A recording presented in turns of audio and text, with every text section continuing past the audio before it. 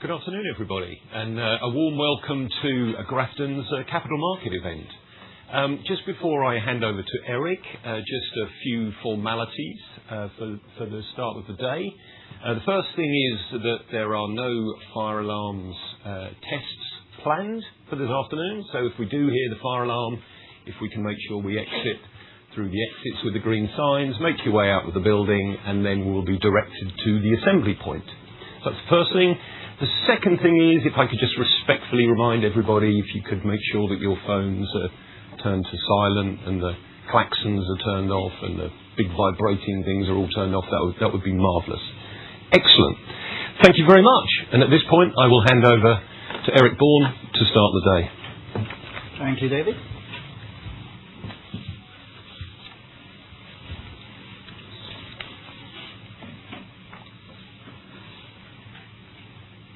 Welcome to the Grafton Capital Markets event. I'm delighted to host you today, together with many of my colleagues. We will explain our ambitions and why we believe Grafton Group is uniquely positioned to generate significant value over the next 5 years.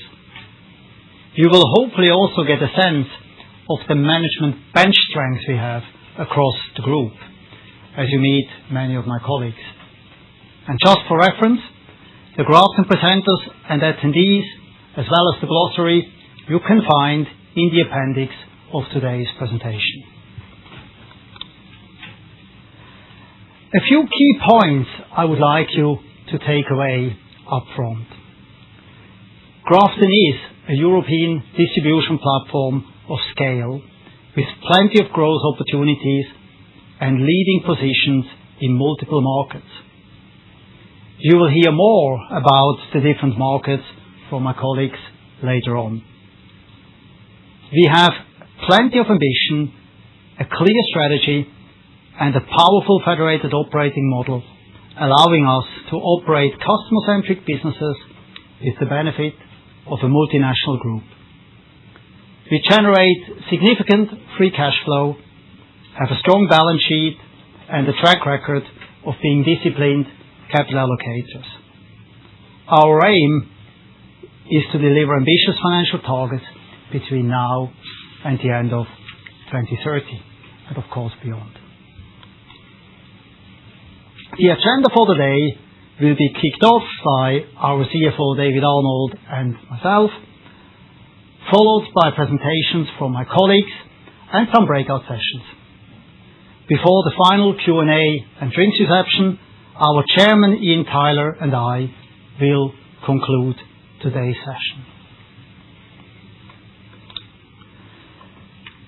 We are indeed a European platform of scale, with approximately 10,000 colleagues and over 600 locations offering extensive product ranges from our 15,000 plus suppliers to our large, predominantly SME-sized customer base. In 2025, we generated over 2.5 billion sterling of revenue, with a strong adjusted EBITDA margin of 12.7% and an operating profit of 7.3%, or a good £184 million. In fact, we delivered a strong performance throughout the cycle over the last 10 years. The average ROCE in that period was 13.7%. We had a cumulative free cash flow of 1.8 billion sterling, improved the operating margins during that time period by 180 basis points, and delivered a TSR of 77.8%, well above the TSR of our FTSE 250 peer group.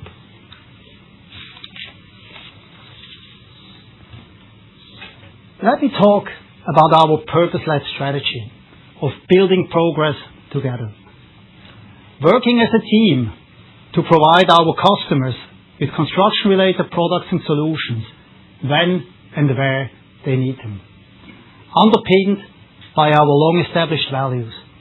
Being brilliant for our customers, value our people, being entrepreneurial and empowering, have ambition, and we will hopefully bring those across today, and of course, be responsible, trustworthy, and sustainable. Our growth agenda builds on 3 core pillars. Long-term growth supported by structural growth drivers in our market. Operational excellence and continuous improvement to give our customers an excellent value proposition, and of course, using our free cash flow and balance sheet to further grow with value-enhancing acquisitions.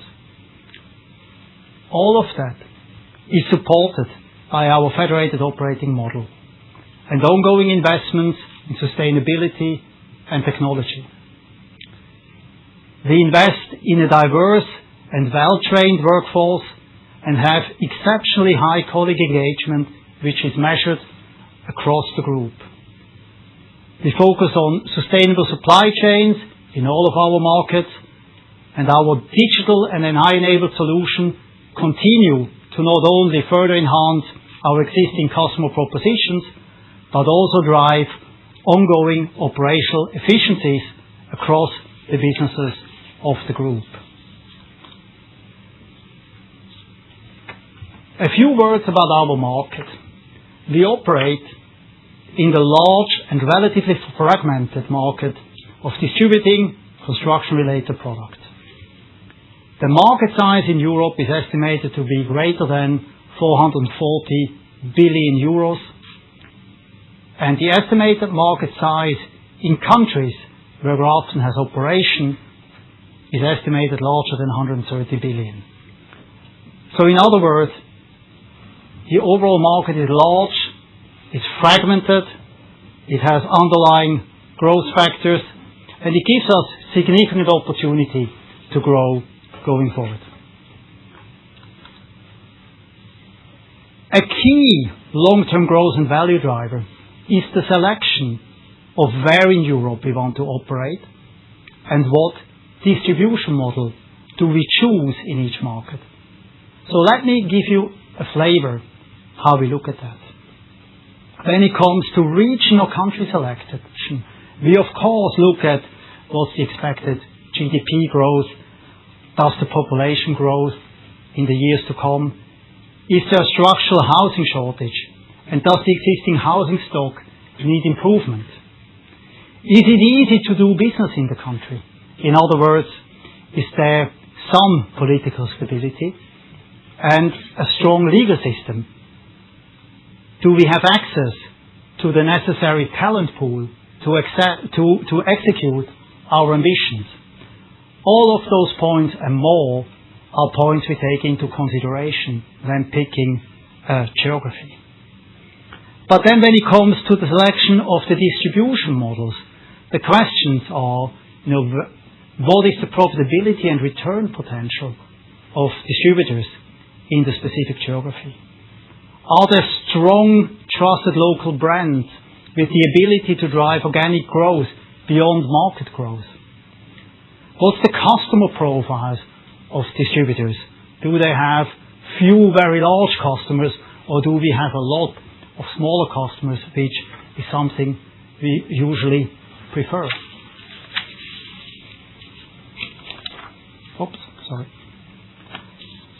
Are there consolidation opportunities in addition to organic growth? And can we further enhance the business through the systematic application of what we call the Grafton way? I will talk more about that later. By getting these 2 points right and applying our federated operating model, we build a portfolio of trade-focused, differentiated and customer-centric distribution businesses in each geography. Our operating model allows the businesses to remain locally relevant whilst leveraging the benefits of a multinational trade-focused distributor. This leads to strong, highly engaged and empowered teams, differentiated models with trusted local brands, local scale and a customer-centric approach to business, and superior returns, a strong ROCE, and cash generation. And an outcome of this approach is due to the diversification it creates. There is less volatility and a resilient financial performance throughout the cycle. At Grafton, we understand how to serve the trade customer.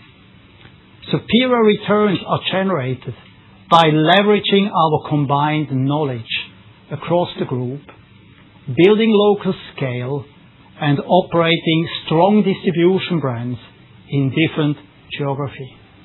It is not generated by having one homogeneous distribution model. What do I mean when I talk about local scale? Strong coverage across the relevant areas within each operating country, with the appropriate logistics setup that underpins the specific value proposition. So if you look at Ireland, the island of Ireland, we have more than 120 locations. The same is true in Great Britain.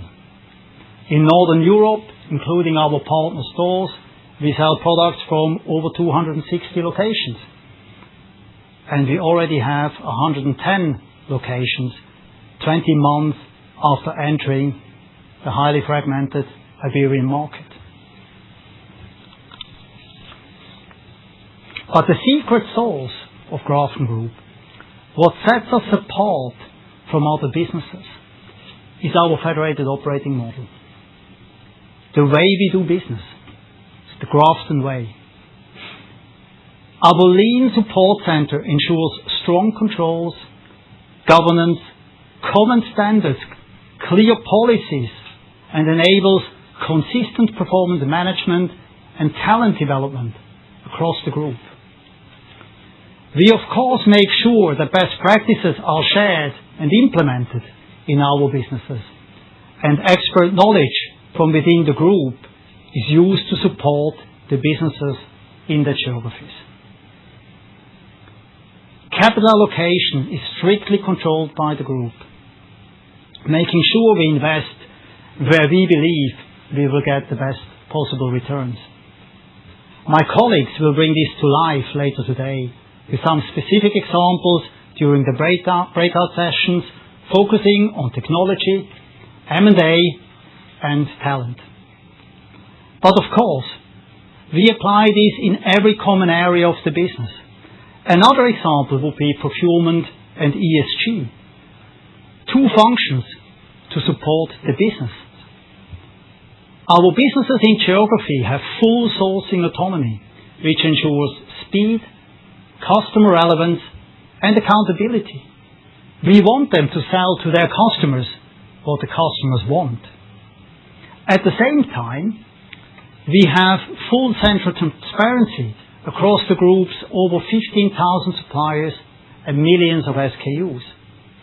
The transparency is enabled through our AI-enabled central platform, giving our teams insights to make the right decisions and ensure best prices across the group. In terms of ESG, 98% of our emissions sit in Scope 3.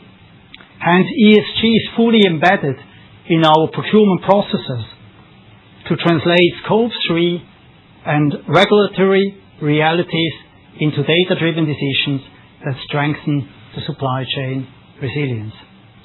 Feel free to talk to my colleagues, Remco and Rosie, who cover group procurement and ESG, during the breaks, should you wish to know more about how we ensure local agility with central insights in the areas of procurement and ESG.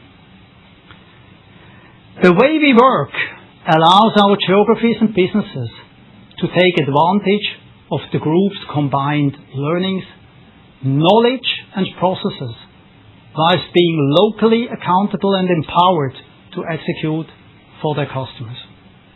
We passionately believe that the Grafton way provides strong controls and governance, whilst enabling local accountability, agility and empowerment to best deliver for our customers and achieve superior returns. The ongoing interaction between group functions and the businesses, as well as between geographies, is why we define our purpose as building progress together. It's an internal loop of continuous improvement. All of this is enabled by an ongoing performance management process, where each geography and business is reviewed on a monthly basis with a quarterly deep dive review with the management teams to track progress and align beyond the financial performance. Let me now share a short video with you, which is about Salvador Escoda and how the Grafton way helped to acquire the business, but also to drive value post-acquisition.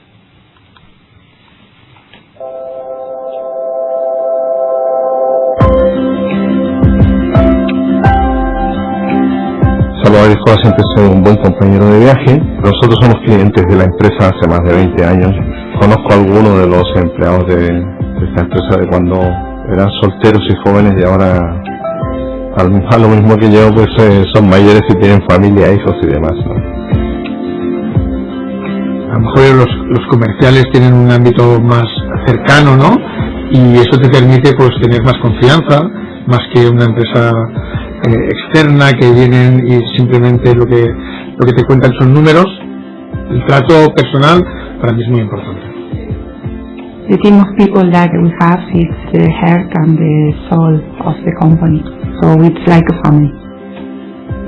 The vision is very easy. It's a family company. The company was created for my parents, my mom and my dad in his own home. My father was an engineer, so he decides the products. Also, he makes the catalogs and he's the commercial guy, so he's everything. And my mom was the person who told in finance and made invoices and all of this. So it was a team business.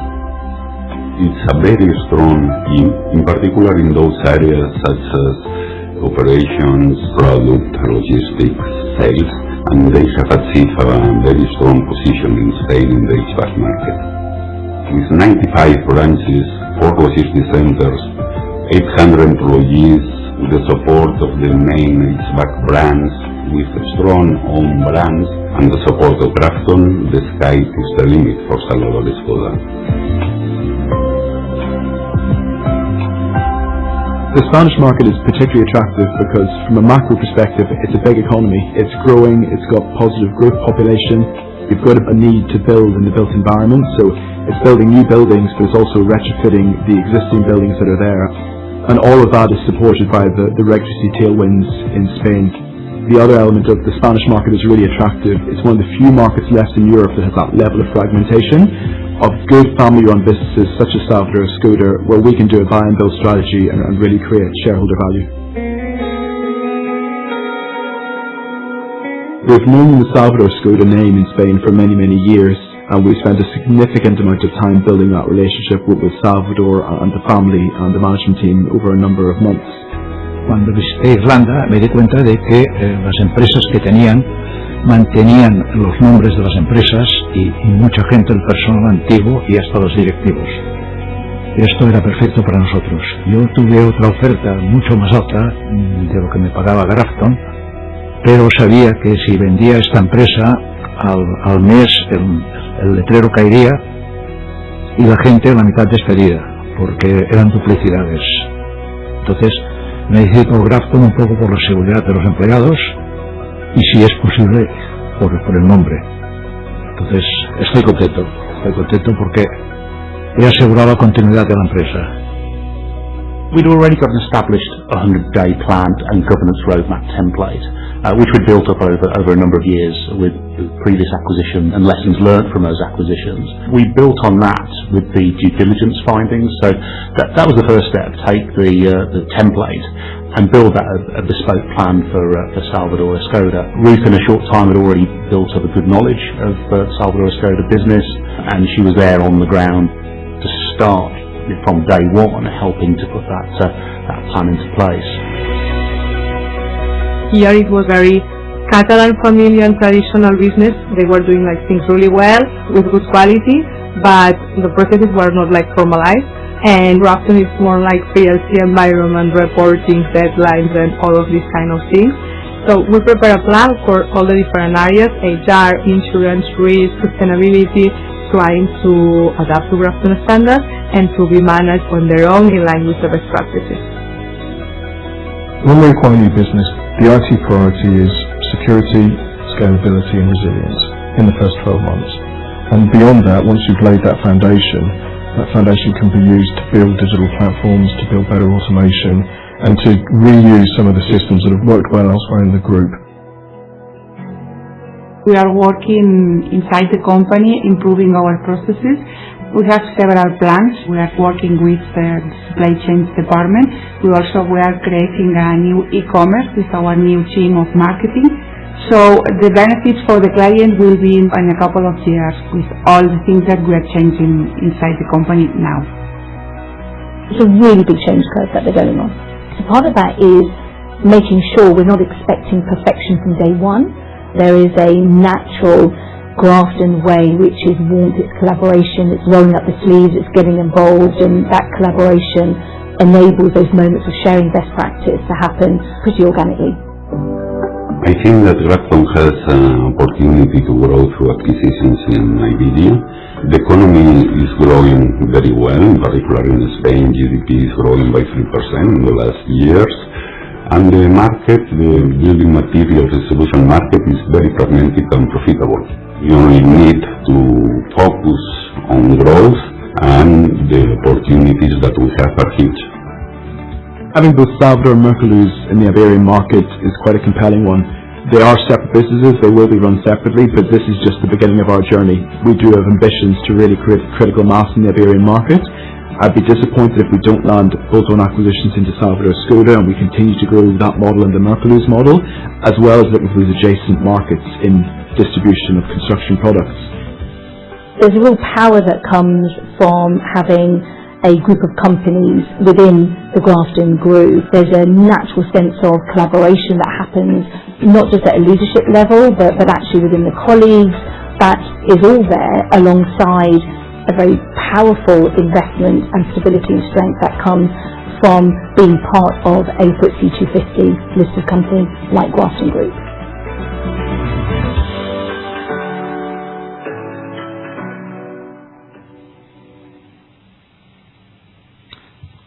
I hope that gave you a little bit of a flavor how important and how helpful our way of doing business is when we actually acquire businesses, and that we have a very clear plan what we do with those businesses once acquired.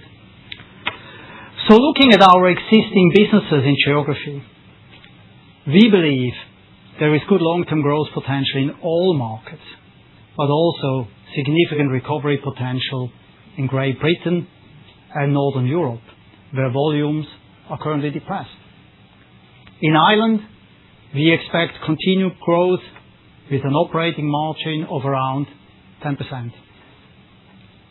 If I look at the businesses, our current portfolio in Great Britain and Northern Europe, we currently operate at a margin of between 6 and 6.5% in terms of operating profit.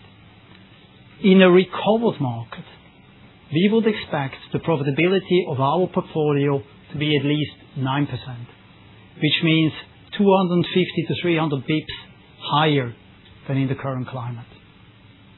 In Iberia, we expect to get accelerated growth through the extension of our existing branch network, and as Stephen mentioned in the video before, additional M&A. The ambition is to generate, and again this is an ambition, 1 billion revenue in Iberia by the end of 2030. The ambition is here, but obviously it depends on the ability to execute transaction at reasonable multiples. In the end, we are disciplined in the way how we allocate capital, but that's the ambition. In terms of operating profit margins, I would expect us to deliver an operating profit margin corridor somewhere between 8 and 10% as we build out the Iberian business. To make it simple, we believe our key value levers to deliver superior returns until the end of 2030 are: drive organic growth by winning new customers, increase our share of wallet, optimize our branch network and open more branches, leverage digital solutions and our product offering, including own brands, drive operational excellence through productivity and efficiency improvements, and the implementation of digital and NI-enabled solutions, how we allocate capital, growth and maintenance CapEx, M&A and capital returns to shareholders. And of course, our market assumptions. We assume, as I mentioned before, ongoing growth over the period in Ireland and Iberia, and I'm talking about underlying market growth assumption, and a gradual improvement over the period in Great Britain and Northern Europe. By applying our levers and given the market assumptions taken, we would expect to deliver over £850 million free cash flow, an EPS CAGR over the period of greater than 10%, and a ROCE by 2030 of 13%. I would like you to note that whilst we assume a gradual recovery in Great Britain and Northern Europe, we do not yet expect to operate at the normalized margin levels I mentioned in the previous slide in those geographies by the end of 2030. Let me now hand over to our CFO, David Arnold, to talk in detail about capital allocation and finance. Here you go.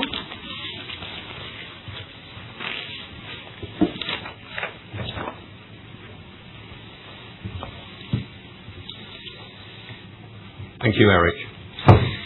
In this next section, I wanted to provide a framework on how we think about capital allocation, how the group has evolved and applied that framework over the last 10 years, and then to paint a picture of how the group will evolve over the next 5 years and what we expect its financial profile to look like in 2030. So how does the board and the team at Grafton think about capital allocation? How do we prioritise the use of both our free cash flow and our balance sheet? As we will see shortly, one of Grafton's defining characteristics is its free cash flow generation, and so capital allocation is a critical part of our day-to-day thinking.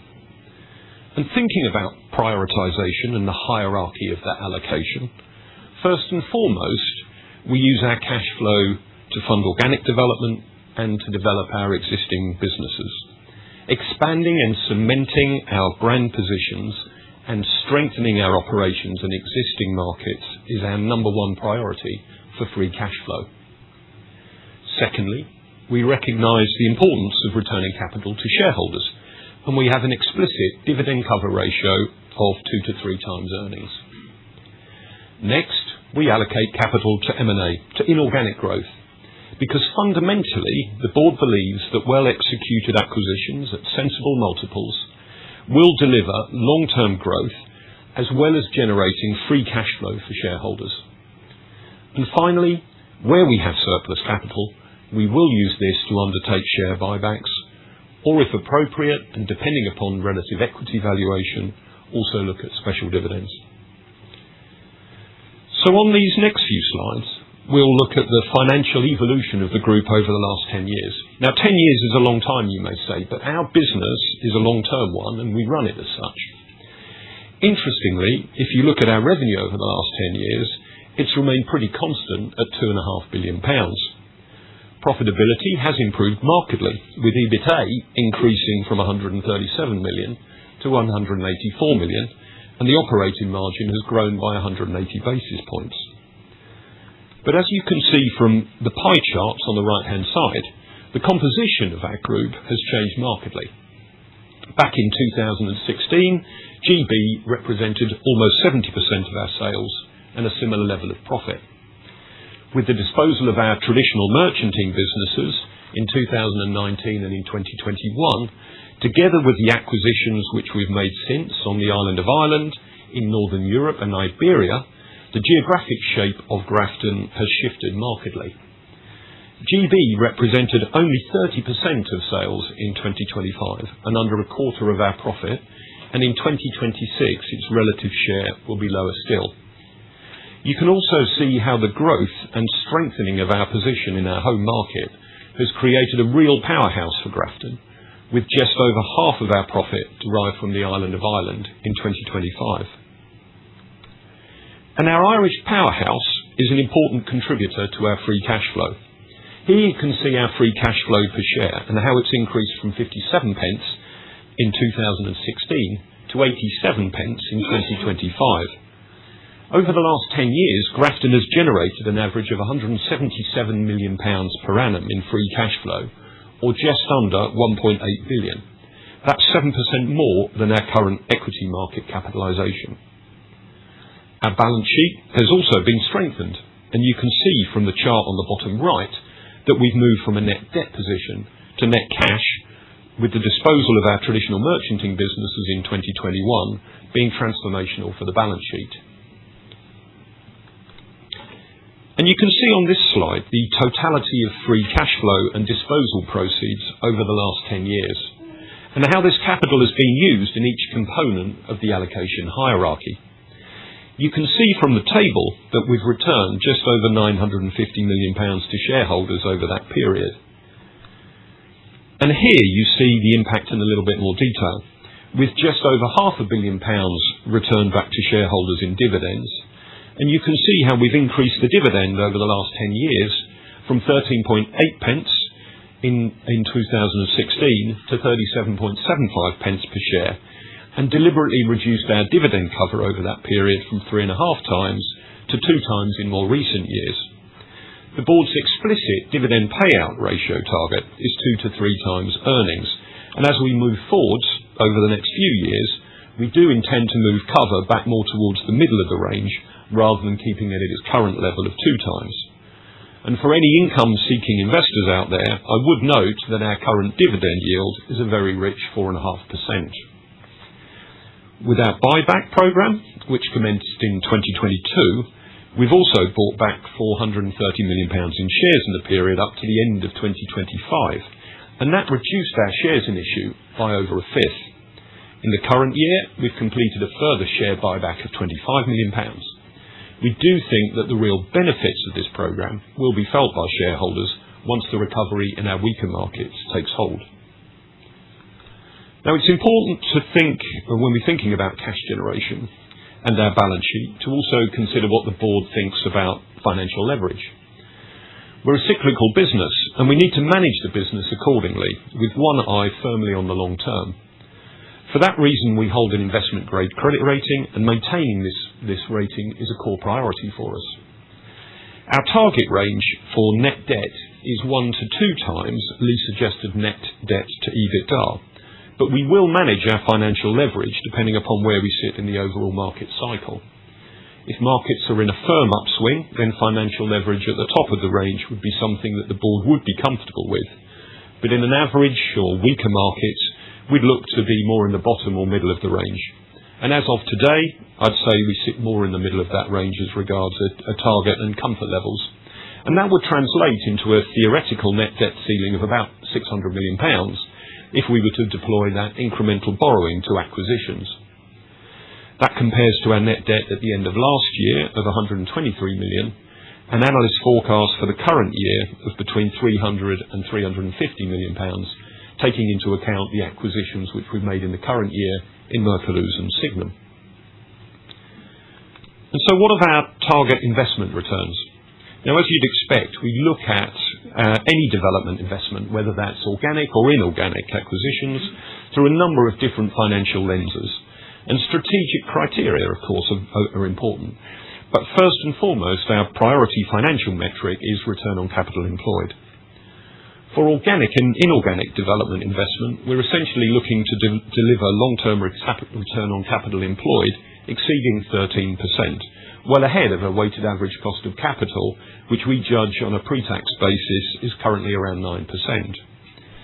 When we make platform acquisitions, in general, we're looking for a double-digit return on capital employed, where, together with additional growth capital from Grafton by way of organic investment and bolt-on acquisitions, we would expect in time to build the business to exceed our target rate of return of 13%. Naturally, whether we're making organic or inorganic investment, we have to consider how these investment decisions line up against our strategic priorities, some of which I've set out here. One of the key points which we also consider as part of our investment process is how these decisions line up against the alternative of returning capital to shareholders. And equally, when the board does take the view that we have surplus capital, we judge a share buyback against the alternative returns from acquisitions, or indeed whether we should consider a special dividend as being more appropriate. So finally, in my section, if we pull together our strategic vision and financial parameters, what do we think Grafton looks like in 2030? We will be geographically diversified, with leading positions across multiple European geographies. Our target is to deliver over £850 million in free cash flow over the 5 years 2026 to 2030. Our intention is to retain an investment-grade credit rating, and at the end of 2030, we would expect our financial leverage to lie in the range of 1 to 2 times lease-adjusted net debt to EBITDA. We will drive the business to deliver a minimum 10% compound average growth rate in adjusted earnings per share before property profit from 2025 to 2030 through the application of the Grafton Way and using all the levers at our disposal. In 2030, we are targeting to deliver a return on capital employed of approximately 13%. And finally, we expect dividend cover to lie within the board's target range of 2 to 3 times, and we do expect to supplement ordinary dividends with incremental capital returns to shareholders when appropriate. And having set the scene for the group's overall ambitions, I would now like to hand you over to Patrick Atkinson, Damien Dwyer and Pippa Casey, who will introduce our Island of Ireland powerhouse. Thank you.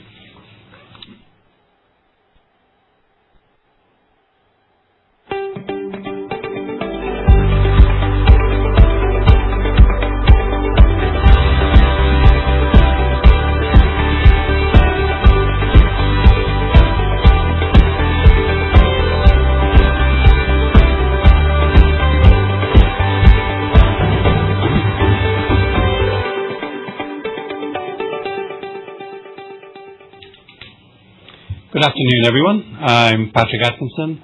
I'm the CEO of the trade-focused businesses on the island of Ireland. I joined Chadwicks in 2015 and have been responsible for leading the growth in those businesses in the Republic of Ireland. In the last couple of years, I've assumed responsibility for all our trade operations on the island of Ireland, including the McNaughton Blair businesses in Northern Ireland. Bringing these two elements together has enabled us to maximise our scale and synergies across the island and further leverage our strength and growth opportunities. I'm also joined today by Damien Dwyer, who runs Woodies, our consumer-focused DIY home and garden brand, who will be explaining more about our Woodies business shortly. He's joined by Pippa Casey, Digital Marketing Director for the business. We intend this afternoon to give you some colour on the extent and strength of our position on the island of Ireland, how we serve our customers, how we win our markets, and most particularly, how we will continue to grow and outperform the market.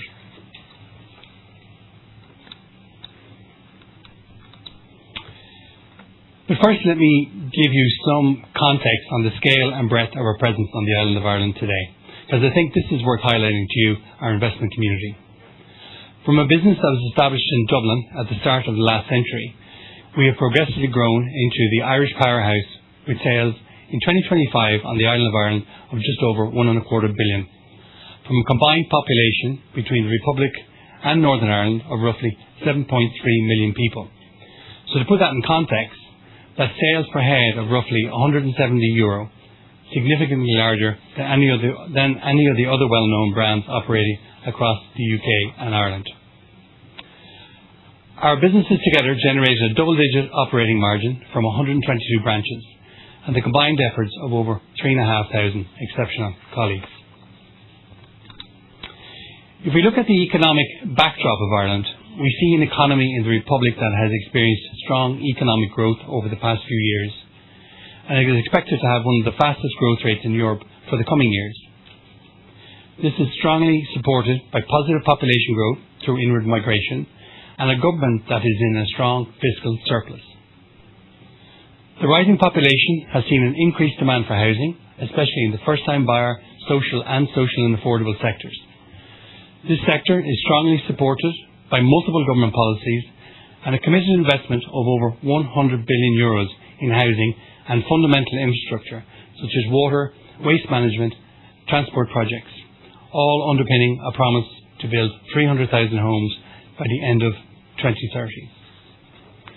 Our market position and broad product offering leaves us really well placed to service these valuable infrastructure projects and the increasing growth in housing completions, moving from 36,000 to 55,000 per annum over the next few years. These factors, coupled with a strong renovation market driven by growth in house prices, strong consumer confidence, retrofit grants, and a huge demand for second-hand homes, will all underpin Grafton's growth ambition in Ireland. If we look back over the last few years, we've experienced strong growth post the global financial crisis, with the exception of 2020, when, due to COVID, we were closed for 6 weeks, but bounced back sharply in 2021 when we could reopen fully. Excluding those 2 years, we have seen a normalised and sustainable margin of 10%. Further building on our strong merchanting position, our strategy has been to grow our share of wallet with our customers in our core business and also extend our offering to trade customers through the more recent acquisition of adjacent businesses to complement our core business. This is represented by the purchase of Proline, Sitec, Woodflow Warehouse, HSS Hire, and the most recently acquired timber frame solution provider, Signum. As you can see from the map, we have a strong coverage across the island. Revenue last year at 923 million across all the locations, delivered by over 2,000 colleagues and an offering over 200,000 individual SKUs. But in practice, what does this mean for our customers? As you can see from this illustration, we supply everything to everyone that needs building products or solutions through a combination of general and specialist distributors. From early stage infrastructure and groundworks, first fix plumbing and heating, renewables, core building materials, and all the way through to second fix kitchens, stairs, flooring, and ironmongery. We offer the complete package. Our adjacent specialist businesses now account for more than €300 million of our distribution business revenue. These specialist distribution businesses quickly gain access to our large trade customer base and, of course, their sites, allowing them to grow faster than they would as independent standalone businesses. I'll give an example of that a little bit later on. So how do we win? We are the largest builders merchants distributor on the island of Ireland by a factor of 5 or 6 times, an enviable position. We've grown to 88 locations, both through acquisition and organically. We're serving over 20,000 credit customers, and this presence in the market gives us a buying synergy to be competitive across the whole island of Ireland. We continually add to our range either through organic additions or through the acquisition of specialist businesses that have a specific competence to serve the sites we are on across multiple sectors. We have extensive product training for our colleagues who are long-serving and highly engaged. We have invested heavily in re-engineering processes through digital intervention, increasing efficiencies, speeding up time to serve, and removing paper from the business. We are flexible insofar as we can move to smaller formats or formats with no yard or a simple pop-up to serve extra large sites in strategic development zones with hundreds of subcontractors needing materials, and then we move on when that site's built out. Examples of this are our 5-year on-site branch in the Cairn PLC 7 Mills site in West Dublin, and also our pop-up branch beside the 4,000-unit glass bottle site in Dublin's Docklands. As the Irish market has evolved, most notably with the rise of large-scale house builders, we've adapted our offering to meet our customers' changing needs.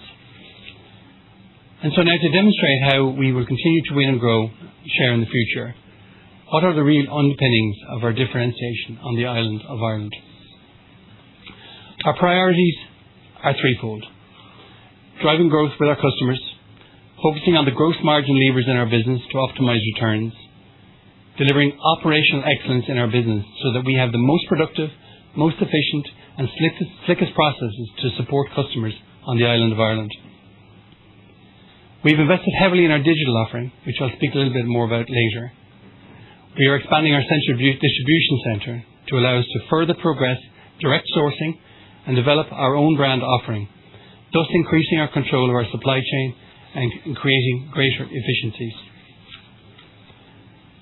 Our ongoing expansion of our product ranges include the development of our renewables offering for more sustainable buildings, which is a sector that is growing exponentially and in parallel with the development of modern methods of construction, delivering housing at a faster and more sustainable pace, hence the recent acquisition of our Signum timber frame solution. In terms of our digital journey, we have 5 new elements to that digital strategy. The first 2 being the Trade Hub and Trade Hub Pro. The Trade Hub is the central digital platform that brings together e-commerce, account management and document access into a single unified experience for trade customers. It allows customers to buy at agreed rates, check real-time stock across the network and manage their accounts end to end, including invoices, statements and transaction history. Having all this admin in one place simplifies everything and improves efficiency for both the customer and our branches. The Trade Hub Pro, which builds on this foundation by enabling full digital procurement for large multi-site contractors. It introduces structural purchasing workflows, including requests, approvals and order placement, all managed within the platform with full visibility and audit trails. We've enhanced our user journey. We have introduced a 1-hour click and collect and same-day delivery for orders placed before 12 noon. We are using AI for product enrichment, for allowing us to populate our information management system through descriptions, attributes, images and technical documentation, and efficiently developing out that platform. We've developed a new virtual rep concept. This solution, being piloted via a WhatsApp-style interface, is designed to provide fast, conversational, full support for trade customers, as if speaking with a sales rep, and provides immediate responses outside of traditional channels and hours. And then we have our branch of the future. This is in full development. The Chadwick's skip-to-counter concept is a core element of that branch of the future strategy, focusing on removing any delays from the in-branch experience. Customers will be able to complete purchases directly in the yard using handheld devices. This enables faster, more flexible, grab-and-go purchasing, reducing queues and allowing customers to get in and out quickly. I mentioned earlier I was going to talk a little bit about one of the acquisitions that we have and how that integrates. I think this slide will start to bring it to life for you, and how we have the support of the group in the inorganic development of our trade offering. Supported by Group Corporate Development Team, we identify opportunities to expand our specialist offering into main contractors. A really good example of that is this SiteTech business. SiteTech is a specialist, early-stage, concrete and masonry accessory specification business. It has a high-margin technical product offering, and as you can see, their significant growth in revenue and profitability since acquisition is given by 2 additional elements. First of all, access to a broader customer base through our CRM system, and the ability to distribute a range of mainstream products through our merchanting business network, giving them national coverage, previously difficult for them to attain and manage at scale.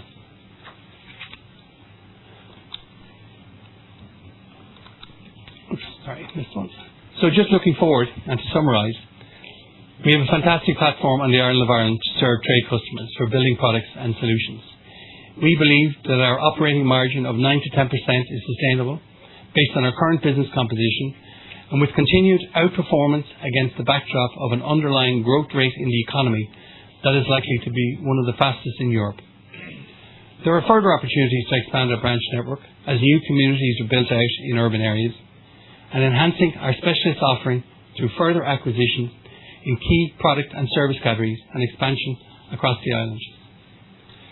We see significant opportunity for growth, with the underlying macroeconomic outlook very favourable, which we can augment with continuing outperformance in organic and inorganic growth. We are processing our digital transformation to include the use of AI at a pace which will support our customers and make it easier for them to do business with us while staying relevant to their changing needs in what is now a very dynamic environment which, due to the high levels of demand, will continue to grow for many years to come. I'll hand you over now to Damien Dwyer. Thanks, Patrick. Good afternoon, everyone. As Patrick mentioned, I'm Damien Dwyer and I'm the CEO of Woodies. I'm joined today by my colleague Pippa Casey, our Digital and Marketing Director at Woodies. So as Patrick has already explained, the overall growth of Grafton on the island of Ireland, and he has talked about our trade-focused offer, and I want to take some time to talk about our consumer-focused retail offer in the Republic. So what is Woodies? Woodies is Ireland's leading omni-channel DIY home and garden retailer, and we are the most recognised and trusted brand in our sector in Ireland. Our business is built around a strong store estate and a growing e-commerce proposition. Since the first store opened in 1987, the business has been at the heart of Irish retail, and it has become the go-to destination for home improvement in Ireland. As the retail arm of Grafton, we represent circa 11% of total Grafton business and almost one-third of the Island of Ireland division. Woodies combines strong brand equity with consistent financial performance. The business operates at double-digit operating margins and in 2025 delivered an operating margin of 13.5%, with strong cash generation being a core strength. Woodies has delivered a sales CAGR of 6% over the last decade. At Woodies, we serve a broad customer base, that's homeowners, families, renters and more, and the proposition is designed to win on range authority and value. Our offer spans the full home improvement mission, giving us strong participation across essential and project-led categories. Our model is intentionally store-led, but it is digitally enabled. That's stores, click and collect, home delivery, and extended online-only ranges are core parts of how customers shop with us today. The strategic intent here is simple. Make woodies.ie the starting point for customer journeys and connect that seamlessly to stores. And at its core, Woodies is a scaled, trusted Irish retail platform built on excellent stores and strengthened by digital. And for anyone that doesn't know Woodies, it's synonymous with Irish retail. It's an institution. It's a locally loved brand, and the success of the business is anchored in a brand that is both trusted and widely recognised. We have brand awareness of 97% of the Irish population. We operate a nationwide network of 36 stores that is complemented by a fully integrated e-commerce model, giving us both scale and depth. Our large store formats anchor prime retail parks, positioning us in high traffic, highly visible locations, and this is a strong competitive advantage and would be difficult to replicate. We combine this with immense range authority and depth, selling 30,000 products, and that's underpinned by seasonal relevance and constant innovation. So this all translates into strong customer engagement. We have over 17 million annual visits and high in-store conversion. But behind all of this sits a very well-developed sourcing model, enabling value, availability and margin strength. we have a continuous focus on developing a sustainable and forward-thinking supply chain. Our own sourced and exclusive brands represent almost 30% of our purchases.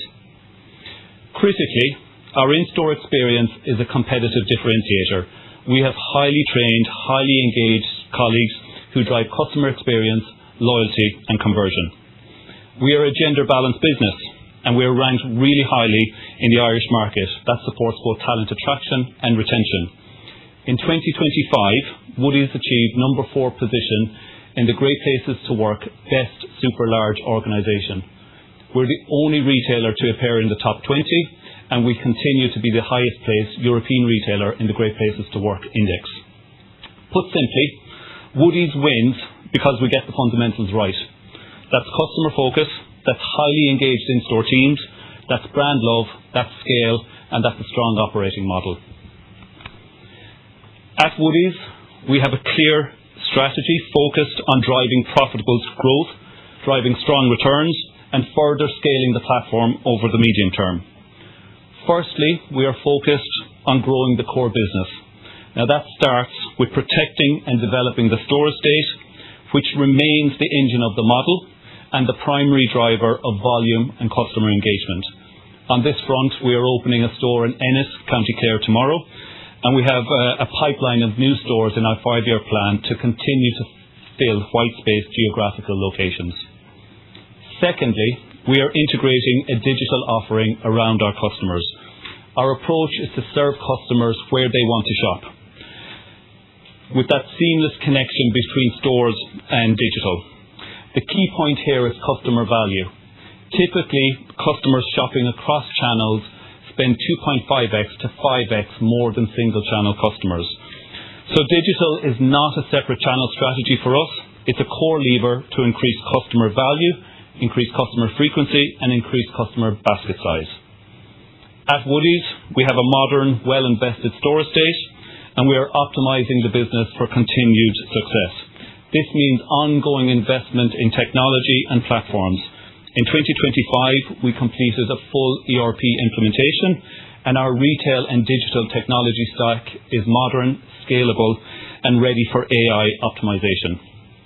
On people and capability, we've industry-leading colleague engagement and labour turnover, with a 10-year record as being recognised as a Great Places to Work. On supply chain and sourcing infrastructure, we've a well-developed sourcing model, with over 85% of our supply base going through our central distribution centre, with almost 30% of our purchases being own and exclusive brands. So our strategy is to grow the core, scale digital, invest in capability, and allocate capital with discipline. In line with the Grafton way, this means driving sustainable growth, driving strong cash generation, and driving long-term value creation. And naturally, in a retail environment, maintaining competitive advantage through a compelling digital offer is critical, and that's why I wanted Pippa to explain some of the great work we are executing on this front.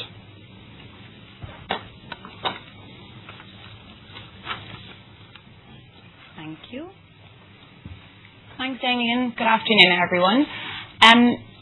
As Damien previously mentioned, our strategy is to be Ireland's omni-channel leading DIY home and garden retailer. And I'm going to walk you through how our digital strategy is one of the core pillars underpinning this. But first, a little bit of why it's one of our core pillars.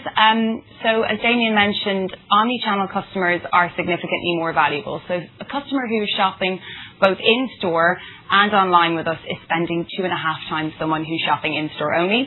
And a customer who's shopping across all of our channels is worth 5 times an in-store only customer. So really for us, creating seamless omni-channel experiences is going to drive customer value. Secondly, as Damien also mentioned, Woodie's, our e-com platform, is a really powerful front door to our physical store estate. So 60% of our customers research on our website before coming into store. So we know that driving that experience is going to increase our footfall and our share of wallet with our customers. And lastly, over the last 24 months, we've seen real growth in our pure e-com channel. So that's an opportunity for us to gain incremental market share, particularly in white spaces around the island, with the strong e-com experience. So what have we done so far? Over the last 24 months, we focused on really getting the core technology stack in place. So as Damien said, an ERP implementation. We've also really enhanced our core e-com platforms, and we've increased our fulfillment capacity. This has allowed us to increase our volume, extend our range on the website, and also to introduce more complex distribution models. Secondly, we've launched some new revenue streams. So extended online range has been a real growth driver for us.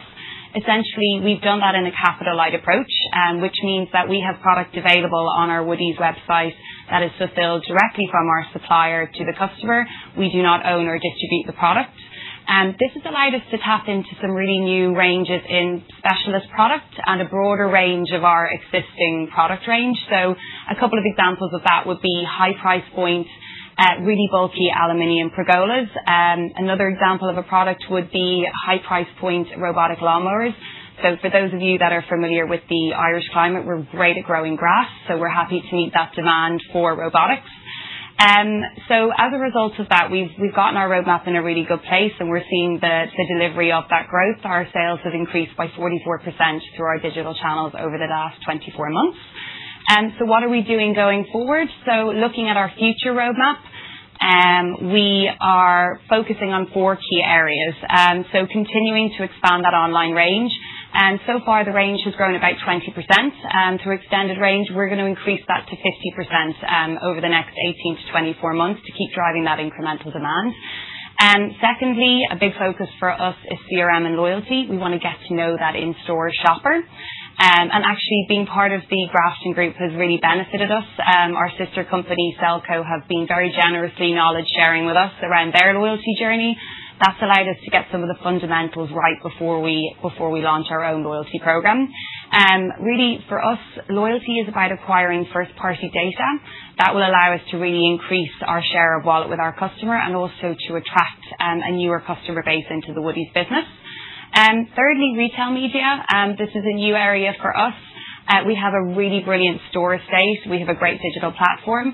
We now want to start using that to sell some advertising space within our stores to our suppliers and in the future to brands not within our sector. Really what we've seen there is a real interest in that from our supplier base, and it's very margin accretive. So some green shoots there for us on that strategy. And last but not least, continued e-com penetration. So we've invested in our technology, and we continue to be in a really good phase of innovation. We'll be launching a Woodies app in the next 12 months, and that will allow us to be more mobile friendly and also will complement our existing e-com platform really well. So where we are in Woodies is we've done the foundations. We've got a clear roadmap for success. We've seen that really working over the last 24 months. We continue to be really ambitious. Our digital store is now our #1 store, and our plan is to deliver 130% growth in that channel by 2030. So thank you very much. I'm going to hand you back to Damien to look forward for Woodies. Thank you, Pippa. So to close, I just want to summarise how we see the next phase of growth and where we are taking the business. So our growth strategy from here is focused on further scaling what we already do well. That means deepening our market-leading proposition by continuing to grow share. We are also accelerating digital as a core growth engine, using it to drive higher engagement, higher frequency and basket size. That means tripling the digital share of business and doubling digital revenue over the period to 2030. We are also leveraging data and loyalty to build deeper customer relationships, insight and lifetime value. We're also expanding on our footprint and our categories, capturing white space opportunities across both stores and product categories. And as I mentioned, we're opening a new store tomorrow, and we have a pipeline for the next number of years. And critically, we are delivering all of this through one integrated model, combining stores, digital and supply chain capabilities. So from an investor perspective, there are 3 things to take away. Firstly, the model is scalable. Secondly, the opportunity remains attractive. And thirdly, growth is disciplined. Woodies is a scaled, market-leading platform. We've headroom for growth. We are already leveraging a proven model. We are accelerating digital. We are operating with a great brand and world-class teams. and we've proven capability to deliver great customer experiences, return sustainable long-term shareholder value. Thank you. So now I will hand over to Frank Elkins, the CEO of UK Distribution.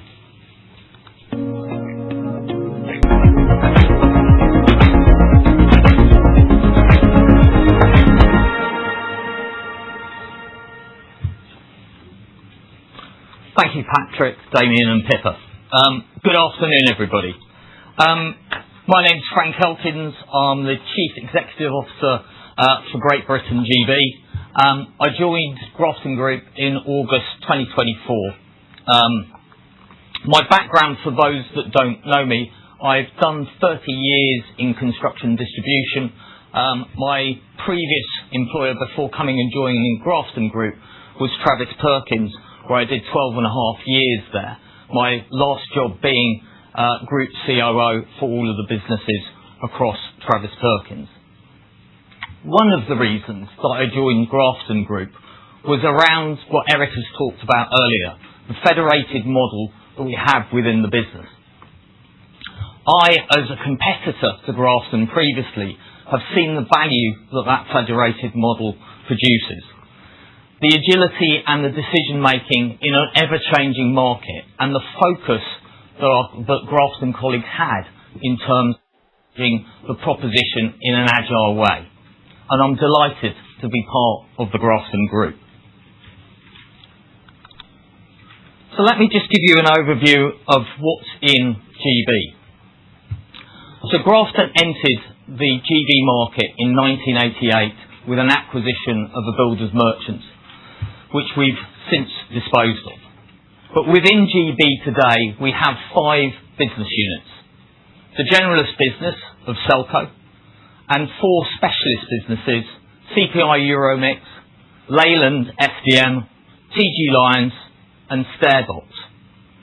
The combined turnover of those businesses is £765 million and producing an EBITA margin of 6.5%. I've put the map up here just to give you a flavour of the strength that we have in our London and South East markets. So if I take Selco, our generalist business, it has 74 stores across the UK, but 37 of those cover London and the South East markets. Leyland FDM has 34 branches, and all of those are in London, predominantly in Zone 1 and Zone 2. And TG Lyons, our mechanical services business, operates from a single site in Enfield and predominantly services London and the South East. Our 2 other specialist businesses, CPI Euromix and Stairbox, operate from their manufacturing facilities and cover the whole of the GB. So let me give you a bit more flavour about the businesses that sit within GB and what they do. On this slide, I've tried to give you a view of the product range, but also importantly, the project life cycle of the businesses that we have. And if I start with Selco, Selco is our generalist business. It represents about 3/4 of the turnover of GB. It provides a solution to our small trade customers as a one-stop shop. So in reality, we go through the whole project life cycle for an extension or new build. At the beginning of the project, we can supply timber, bricks, blocks and cement. At the end of the project, we can provide kitchens, bathrooms and all of the DIY. Selco, as a generalist business, is predominantly exposed to the RMI market and services the small trade market. If I then take our specialist businesses in order of project life cycle, we start with CPI Euromix. CPI Euromix provides masonry and mortar products to the new build housing market sector. It has a unique solution by providing silos to the large housing national house builders, but also has a solution for the smaller builders through distribution of bagged products.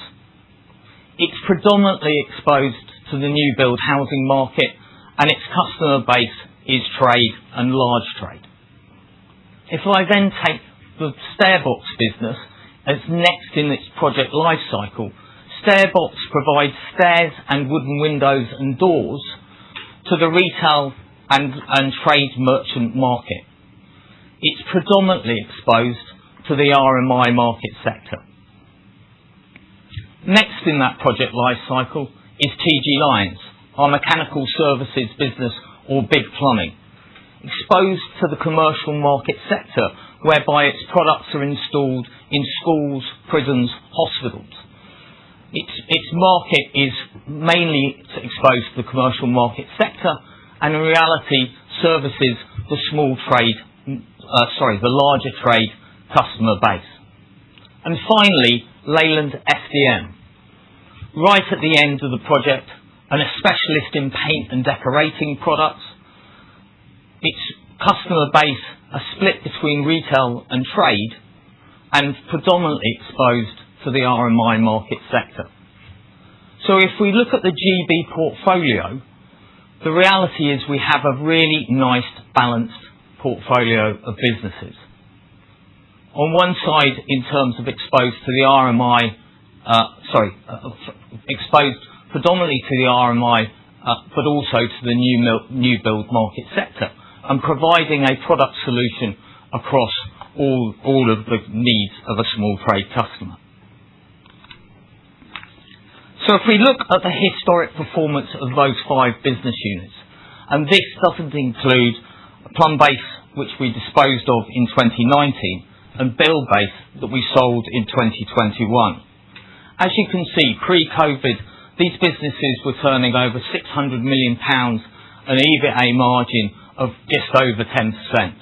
In 2020, as Patrick talked about, we had to close our stores for a while due to COVID and then go to digital solution, hence the slight downturn in our business. But then in 2021, we saw the spike in terms of RMI demand due to the fact that we were all locked in our homes and seeing the requirements of repair, maintenance, improvement in our home. And we saw really high demand for repair maintenance in that market sector. And in hindsight, would now talk about those returns being supernormal profits. Since COVID, we have seen a deteriorating RMI market, and it's been well versed in terms of new build and RMI stats. The reality is the ONS data that we see from 24 and 25, certainly the ONS are questioning it, and as a market sector, we wouldn't recognise those numbers. I mentioned earlier the Southeast market exposure. We have seen house price deflation in London and the Southeast at -1 versus the average in the UK of 2.4. We've seen the decline in housing starts from -30 from the previous in 2025 against the previous year, and we've seen the introduction of building safety regulations on high-rise buildings, putting delay to new starts in the London market sector, all causing us a downturn in our market sector. So why do we believe that GB can perform well? Well, first of all, I know that many of you will have seen the trading update in terms of the GB businesses at -5 like-for-like sales. There's no question that we operate in a tough market sector. The new build housing stats are there to be seen. We've seen the lowest new housing starts since 2026, and -20% against 2019 numbers. But we're not shying away from the reality that the market is difficult. But we don't believe the housing market is derailed, it's just delayed. And why do we remain optimistic about the UK housing market? Well, housing demand is there to be seen. 1.3 million households are on the English waiting list for new homes, the highest number for a decade and a growing number over the past 3 years. Successive governments have recognised the need for new housing, And the Labour government at the moment are trying to push for 1.5 million homes to be built in their term. They have been helpful in terms of deregulation of planning, which encourages new build. And we believe as lower interest rates and lower inflation over the medium term begin to soften, but actually the confidence of our consumers in terms of new home buying. But as Eric mentioned, GB has the attributes that we look for from a Grafton group. It is one of the largest European construction markets. It has an undersupply of housing. It has an ageing housing stock. 80% of the UK housing is 50 years or older. And it's got a growing population. So all the attributes that we look for in a market the Grafton Group wants to be in. So I'm now going to spend a bit of time talking about Selco, because it's our largest business in GB. It has 74 stores and has a really strong brand presence. It has a unique store format in terms of the fact that we have 15,000 SKUs available for our customers to self-serve. We lay out our stores in an easy way for our customers to shop the project. And we have visible pricing that means there isn't the complexity or friction in that customer journey. We have highly skilled colleagues who understand the products and requirements for our trade customers and are knowledgeable and want to build relationships for small trade customers. And we have a third-party distribution centre that provides us with best-in-class availability at 99% availability across those 15,000 SKUs. We also have the best-in-class from a merchant market sector in terms of digital penetration at 6.5%. And we recognise this as an opportunity to grow, and I'll talk about that in a bit. So what have we done since we came, or what have I done since we came in to Grafton Group and looked at the Selco business? Well, we put in the largest customer survey to really understand the needs of that small trade customer. And what we found from that survey was these 5 buckets were the most important things to our customers: speed, certainty, value, convenience, and knowledge. The other thing that came out of that survey was that our customer base in Selco is a decade younger than in the standard merchant market sector. Why is that important? It's important because those customers are experiencing a different level of service, the omni-channel experiences that they have when they shop in other ways. And that means within these buckets, we've seen the heightened requirement for service, and we're changing our customer proposition as a result of that. So how are we responding to this?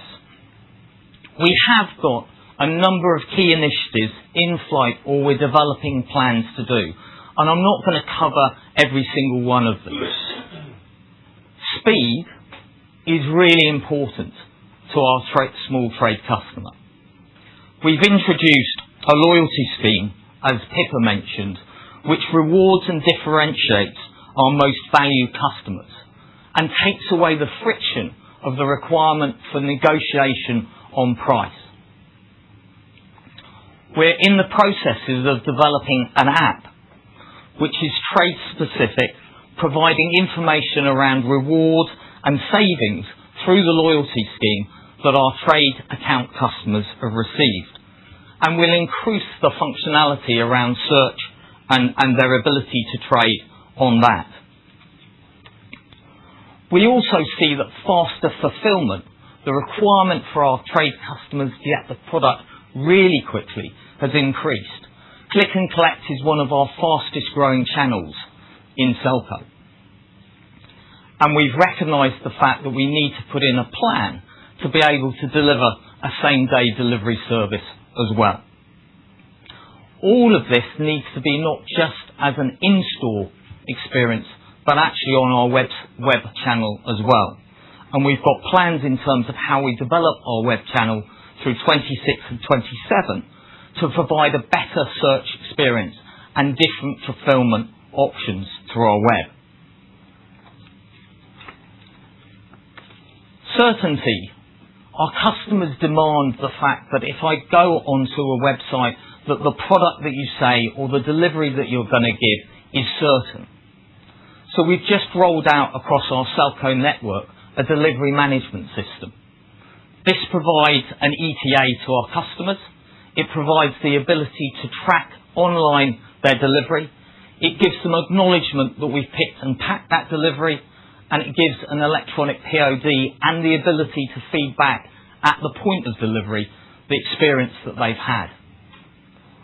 We're also delighted to announce that we've been given the opportunity to invest in Selco's own distribution centre. And that will give us the opportunity to drive better stock accuracy and extend the range and fulfilment options that we give both in-store and online. Value is an increasing important element to our trade customers.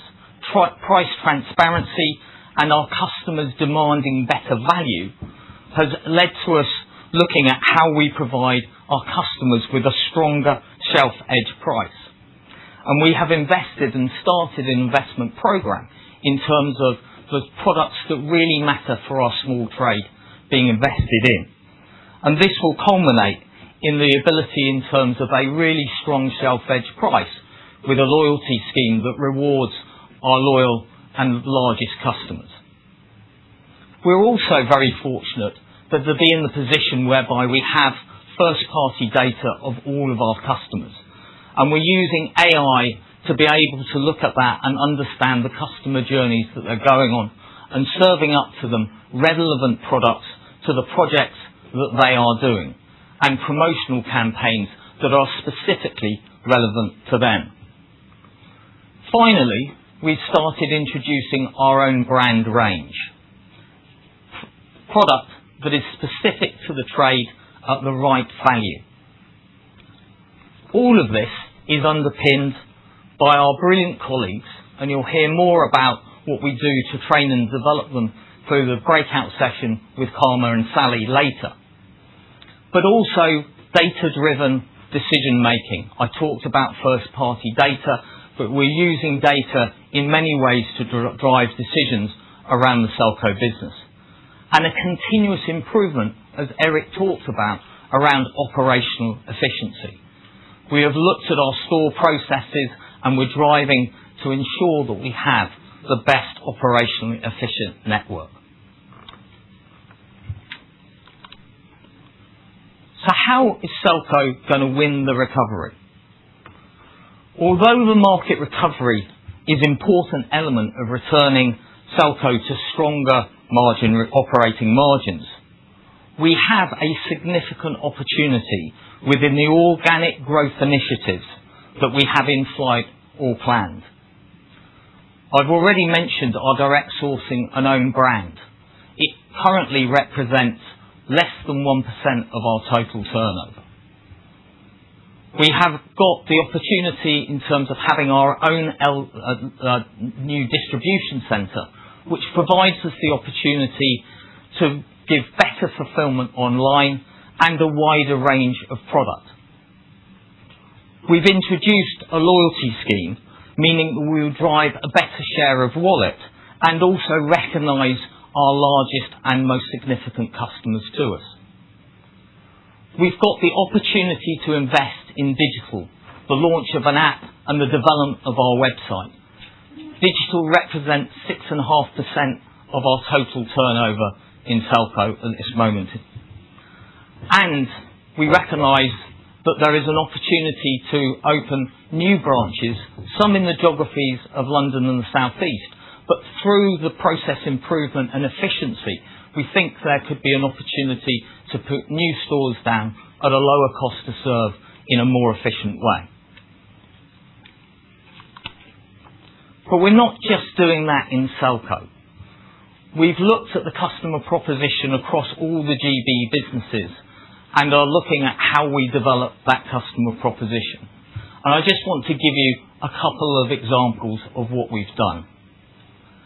CPI Euromix has just launched the first digital app in the market sector that it serves. A unique proposition to those large customers. This provides an online digital proposition from the point of ordering, maintaining and topping up your silos, giving the large house builders the ability to be able to manage multiple sites on a digital app and making that easier for our large trade customers. Leyland SDM last year opened South Kensington store. It was in profit within the first 5 months, but also, really importantly, the 2 stores that were less than a mile away from it saw no cannibalisation as a result of it, giving us the confidence that we can still develop our network within Zone 1 and Zone 2 in London, giving our trade customers the convenience of pick-up locations within central London. And finally, in terms of window builder, we've seen Stairbox deliver a stair builder app, and we've used that as a platform to be able to develop a window builder portal for our customers. The complexity of designing a window is, believe me, very complex, and we've provided a digital portal that takes that complexity out, gives you in-time availability and price, and you're able to order it online, making that journey really simple and easy, both for a retailer and a trade customer.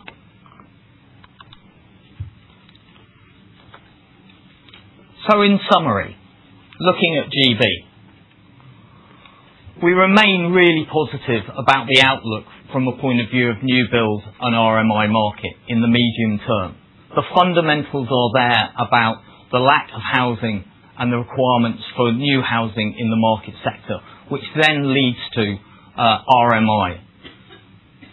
We've talked about the strengthening of our customer proposition and being really clear about what's important to our trade customers, and around the buckets that we've talked about: speed, certainty, value, convenience and knowledge. We aren't waiting for the market to recover, and we're investing in these key initiatives to drive a better performance despite whatever the market throws at us. And we are looking at operational efficiency, at how we drive efficiency in our network, but also with the new GB structure, how we collaborate as GB to find opportunities to drive and collaborate. And you'll hear a little bit about that later as well. And finally, through the research that we've done, we've prioritised the initiatives that really matter to our customers to make a brilliant proposition. Thank you very much. I'm now going to hand over to Eric, who's going to sum up and take Q&A. Thank you, Frank. So you all see the topics we have covered.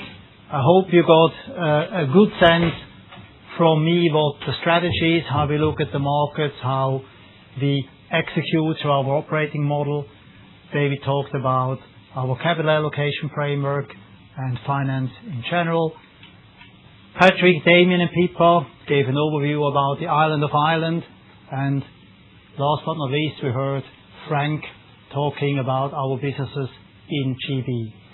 So we will now come to the Q&A, where we will cover those specific topics which we have covered up to now, before we'll then have a second layer of Q&A covering the topics which are yet to come. After that, we will have the coffee break. So just, we've got obviously a couple of mics around. If you wouldn't mind just saying who you are, and then if you would give us the liberty, if you do have more than one question, let's just ask it one at a time. If we're going to direct it to our colleagues, that would be great. And why don't we go to Shane first on the front row? Thank you. Cheers, thank you. Shane Carberry from Goodbody. Just the first one, I guess, when I think about the 2030 targets and the EPS CAGR in particular, you mentioned a little bit around the background to that, but you talk about kind of a gradual improvement in GB in Northern Europe. given what Frank has kind of talked about. When I think about that gradual improvement within the 10% EPS CAGR, am I thinking about us getting back to 2019 levels, or that's not the kind of working assumption that you're using to achieve that 10% CAGR? No, look, I think on that one specifically, I think, as I mentioned in my presentation, we think that the markets will gradually recover, but we do not expect to hit the margin levels of a normalized market in Northern Europe and GB over the time frame of 2030.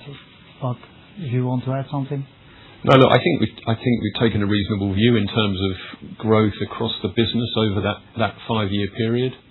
Euroconstruct, I don't know if anyone's sort of followed it, published their June report this week. There were some quite ambitious targets that they were put, or forecasts, I should say, that were out there. So we're not quite in the heady heights that they're forecasting overall for the business. So I think we've taken a sensible view, but no, we don't view Northern Europe or GB as getting back to a normalised market, by which I suppose we mean somewhere around about 2019 volumes. And then I guess a couple on Ireland for me. Maybe one on Chadwick's in terms of the branch of the future piece. Is that something you could expand on and how that kind of forms into the Chadwick's growth plan? And just the second one on Ireland then, in terms of the white space that Damien talked about in Woody's, obviously you mentioned opening in Ennis. How should we think about a kind of Woody's rollout from here out to the end of the decade? Should we let Patrick, if you wouldn't mind, sort of picking up the branch of the future piece and then hand over the baton to Sure, thanks, Shane. So the branch of the future is a 4-year program that we have that is there to really speed up the service that we have for our customers, remove paper, make the branches more sustainable, really, because time is money. So customers coming in, they need to skip the counter, get to the yard if they don't need shop products. So it's a whole plethora of different work streams that we have working just to make that a really slick experience for the tradesmen coming into our branches. Thanks, Shane. So in terms of Woody's and white space, from tomorrow we'll have 36 stores, but next year Woody's will be 40 years old. So 36 stores in 40 years. What we're, I suppose, just being realistic in terms of sites and over the next while, we do have ambitions. We have identified sites. We're working on a pipeline, but that's 1 to 2 stores per year, Shane, at best. We've mapped every retail park in Ireland. We know our targets, but one of the biggest constraints for us is actually having suitable sites. There has been very little retail space built in Ireland since the financial crisis. And there's 96-97% of commercial occupancy on retail parks. So it's somewhat of a constraint, but as I said, we have identified and we have a couple in the pipeline for the next few years. Yeah. Sorry, maybe just Damien, expand on that.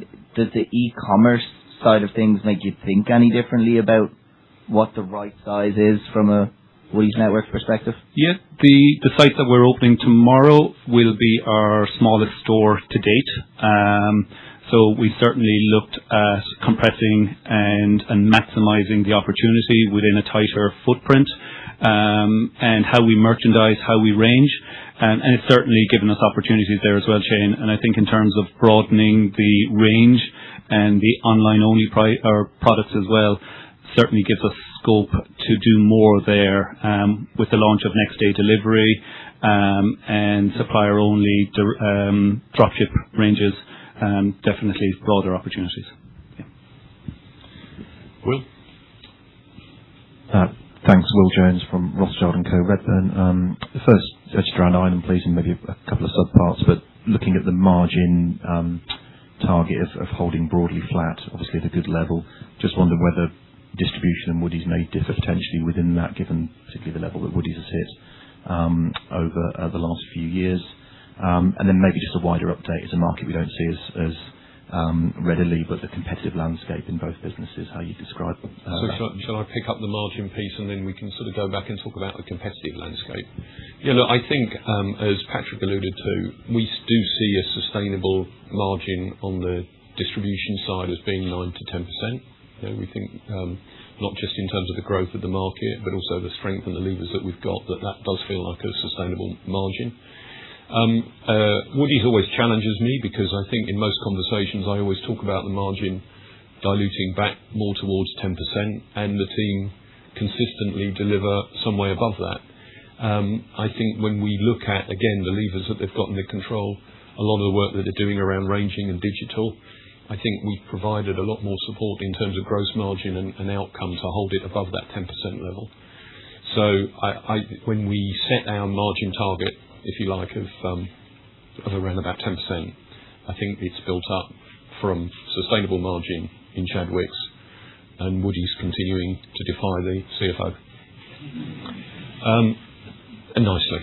And perhaps we just talk about the market landscape and the two elements, I think, because slightly different markets, obviously.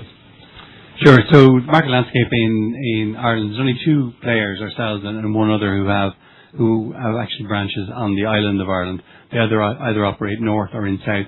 In the south, we have 5 competitors who have turnover somewhere between 100 and 150 million. And then there's about 350 independent merchants who operate through 3 different buying groups. And that's how that's structured pretty much. Does that answer? Is that okay? Happy to defy you, David, in a good way. So I suppose in terms of Woody's and competitive landscape, we serve a broad range of products, and we have both generalist and specialist competitors across the categories that we serve. I mentioned we have a strong operating model. We have a lean structure, and we have scale to support our buying as well. So generally, we're the number one buyer in terms of our suppliers and our single largest customers. So we work really well with a small select number of supply. We have a very well developed own source and exclusive brands, and that gives us margin depth and strength as well. And that's something that we have developed and intensified over the last couple of years as well. Our central distribution centre also gives us that opportunity for scale, and probably ahead of somewhat of our competitor base as well. We're some of the brands that you would know that operate in the UK. We're 3 to 4 times the number of doors of them in the Republic of Ireland. So in terms of our market, we have strength, we have depth, we have a strong operating model, and we have scale. Yeah. I would probably, just to add, for complexity, to be complete, I mean, B&Q, Screwfix, The Range, they all operate in Ireland amongst others, right? But as Damien said, the proposition, the overall value proposition of Woody's is excellent, and you guys compare competition on a range by range basis, so it's really category by category to make sure that the overall value proposition is superior compared to other players. Thanks. And then the second was just a couple of bits around Selco. I think previously, in prior years at least, you talked about potentially a store network expansion to 90 plus. Is that potentially a number you're kind of stepping back from, and it's more about sweating the existing estate better from here forward? And then maybe just talk a little bit further about the own brand initiatives and how significant that could be, which products you're doing it in, etc. Thanks. Let me take the first one and then let Frank answer that. I think we still believe you could have 90 plus Selcos. I think the slightly different way how we look at it is we have to be blunt, a model which works exceptionally well in and around the Greater London area, right? But we kind of opened the same model in other area where demand or revenue per site is much lower, which by default gives you a much lower return. So I think part of it is there are certain locations which we have in the London area where we would love to open, and if we get the ability to open or the opportunity to open, we will open with the format as we currently have. At the same time, Frank and the team kind of work on how can we make sure we have an undiluted value proposition for the small tradesman in an operating model which is more cost efficient, i.e. where we make the return, albeit we will have less revenue per site, right? But overall, we still think we can further grow the network over time, but the composition of that network might look slightly different over the years. Sorry, Frank. Just in terms of own brand proposition, we have good, better and best really as a proposition within a number of the ranges that we have. All of those at the moment are branded or branded products, and we believe there is an opportunity to provide small trade customers with the right specifications, the right value. We've signed a new deal with a Far East sourcing company, and we've got a team out there that have developed a whole portfolio of products that we plan to bring in over the medium term. Ainsley? Thanks. Ainsley Lamont from Investec. I think I've got three actually. Just on the first question, if you kind of your targets return on capital employed 13%, is that more margin and recovering the P&L? You haven't really spoken much about the balance sheet. Is there any opportunities there to squeeze out a bit more working capital, etc.? Yeah. Well, so look, I think it is more about the margin development. When we think about return on capital employed, I mean, we were just under 11% last year. Operating margin for the group was a little over 7%. Capital turn was 1.4 times.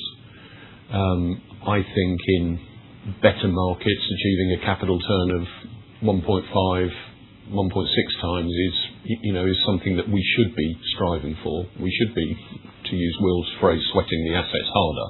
And I think we have that within our wherewithal. Combine that then with a margin improvement, which doesn't get back to all markets firing on all cylinders by 2030, and that's where you get back to that more 13%. So I think there is definitely opportunity. We've seen that in businesses. Annie will talk about, for example, IKH. When we acquire particularly family-owned businesses, there is an opportunity to drive efficiency in working capital, and some of the systems that we apply more broadly across the group give us that capability. And again, I think you'll hear a bit more about that later as well. So. Thanks. And second question, just on the kind of big market, lots of opportunity to grow in. Should we be surprised if you acquired 20% of the market cap back in share buybacks over the next 5 years, or do you see so many opportunities on the M&A front that's really a priority? And are there any, I guess, should we be surprised if you don't enter another big country, a new country, Germany or France, during that period? So, first of all, we do have a big pipeline and we do have a big opportunity to execute M&A.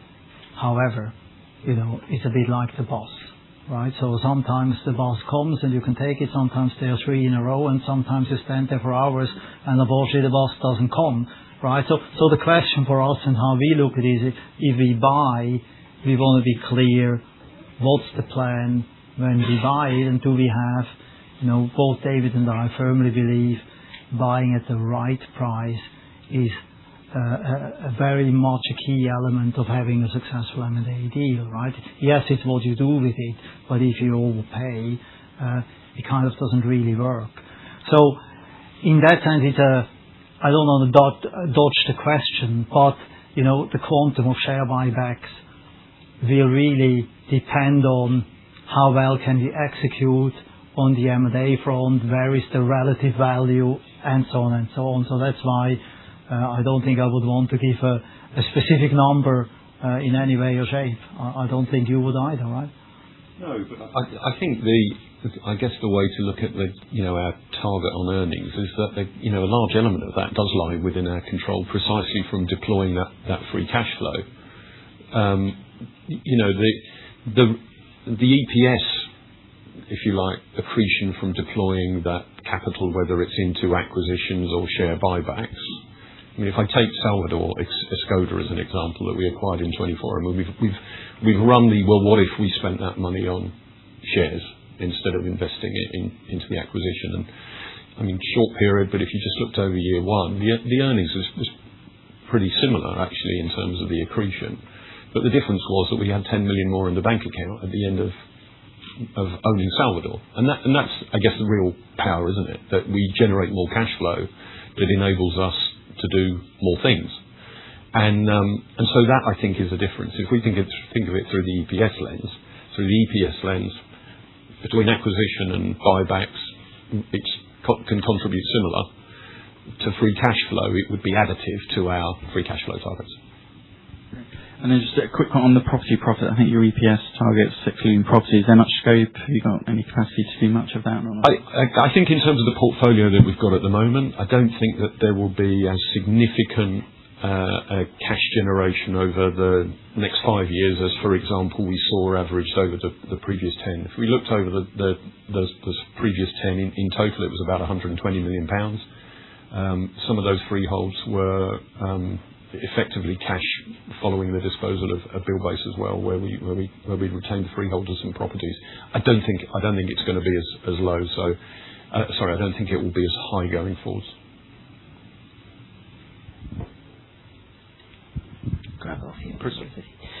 Christian York from Deutsche Bank.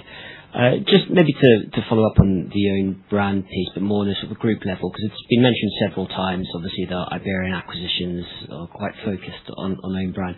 Is that sort of a centrally driven thing? Is it something that could be centrally driven in terms of driving more own brand? And I suppose related to it, it sort of feels in some areas that there's a bit of a blur between vertical integration, manufacturing, and Starbucks is a good example of that.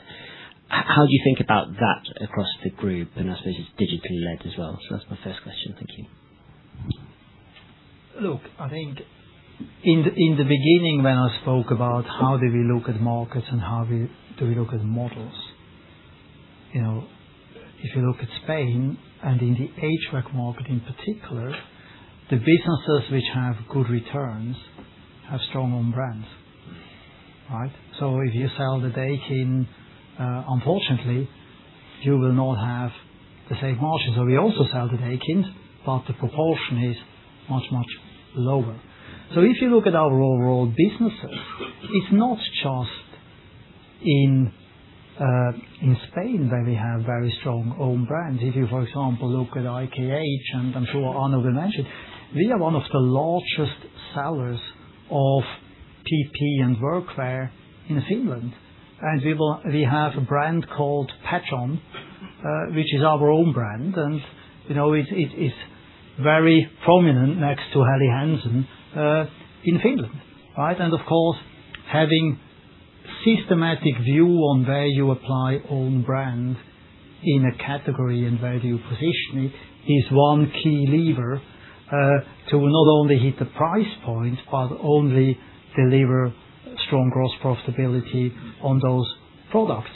And I guess there are multiple ones, and we didn't mention. I think Frank in Selco will actually introduce a product which originates from our colleagues at IKH, which is called Fixit, right? Which is an own brand of IKH. So we just look more systematically, if you want, and call it the Grafton way. It's evolution, and the businesses really talking together, and Remco, where are you? Remco, managing our group procurement and those forums, making sure that the category manager of the different operating companies actually know what is going on and what we have in the different geographies and how that will help them to drive the portfolio or the percentage of own brand up.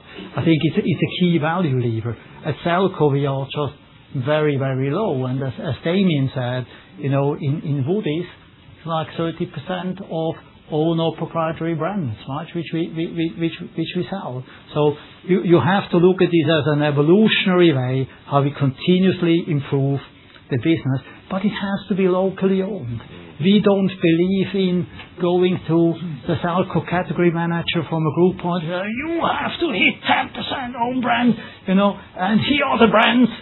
And then he will just turn around and say, well, I stock them, but we don't sell them because no one wants them. So I think it has to be driven organically, if you want, and we create a climate that, that collaboration is there and the people actually work together. And for me, it's a tremendous success to see, the category team from Selco in the UK launching a brand from IKH in Finland. Right? Who would have thought? But that's one step in how we continue to enhance the overall proposition. But I think I would just add to that is the importance of sensitivity to the differences in local customers. Anu's customers in Finland take a Patron pair of trousers that in Sweden wouldn't sell. Yeah, and so unless we're really alive to that, certainly what we're not going to do is have a common brand, a common set of products, because they won't tackle the price points or the particular specification that is wanted in the market necessarily. So that is that real sensitivity, which again I think plays to the Grafton way. Yeah. And then just the second one around capital allocation, and you're very clear on the returns on capital that you set out. But how do you think about investing counter-cyclically, where maybe the returns might not be there immediately in year one? Take GB for example, versus Iberia or Ireland, where maybe the immediate returns are more obvious. I think what's really important is to make sure that through the cycle we maintain brands that are really competitive and really well placed then for when the cycle turns to come out of it. I think the thing that we've learned over the years is that if you starve businesses of keeping fresh, making them look good for customers, if you wait for that upturn to then invest, what you suddenly find is it is a huge wall of capital that you have to put in that never really delivers that incremental returns. So much better to keep investing, and that's why, if you go and have a look around Selcos, you go and have a look around Leyland SDMs, they all look good, they all look well invested, and that's really important, and that's something as a principle that we hold close. I'll come to Charlie on the floor. Thanks very much, Charlie Campbell at Stifel. I've got two. The first one was a sort of general question about Ireland, and we're used to seeing these very strong sort of forward indicators. But there are kind of physical constraints, aren't there, in terms of planning, in terms of labour? And just wondering what you think the outlook is for those, and whether those constraints can ease to allow this growth to kind of continue. It's probably a good one for Patrick to pick up. Thanks, David. There's been 4 or 5 elements that have been restricting the growth in housing in particular over the last few years. I think the work the government have done the last 18 months to 2 years in terms of freeing up planning and getting financing sorted, commitment to infrastructure, they have been the 3 biggest things. Other things around skilled labour and so forth have been an issue, but we right now have more apprentices than we've had in the middle of the boom actually in the system. So I think they've done a really good job it's like turning the big ship. It doesn't happen overnight, but I think that the mechanisms and the policies they put in place to free up land and to put really big commitments onto local authorities to deliver on housing numbers in each local authority, all of that is contributing, and we're starting to see that momentum happen now. Thank you very much. Thank you. And the second one was a very quick question, I suspect. Just wondering if you would do retail anywhere else outside Ireland. I mean, this clearly works very well where you are, but would you take that to any other country? The answer is kind of.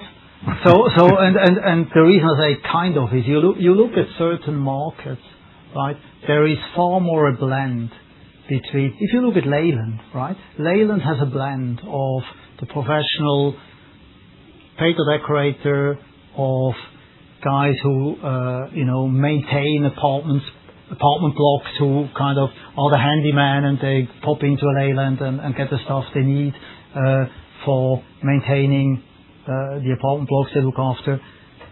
And you have people like me going to buy, a hammer, a dustbin and brush, or whatever I need because it's just local, and pop in. And many of the people in the investor community we have spoken to have over the years outed themselves as Leyland customers here in central London, right? So that is retail. And if you look at certain markets, for example, you look at Portugal as part of the Iberian portfolio.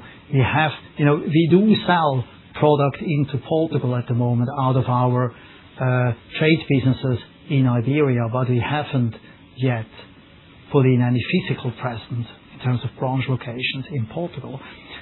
But there are a lot of models in Portugal where you have, let's say, a 65% trade, 35% retail customer base. So it's a bit more of a hybrid.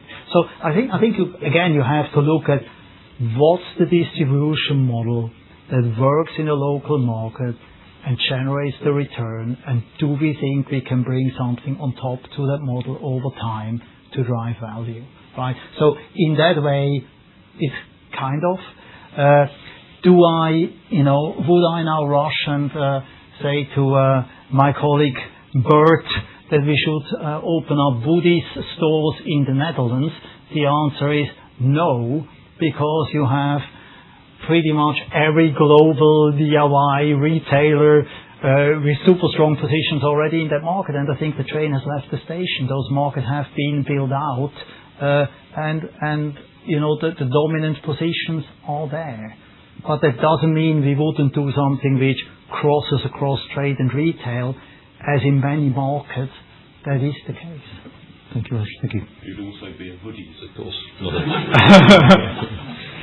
We'll take Floor's question as the last one, and then we'll break for coffee. Thanks, David.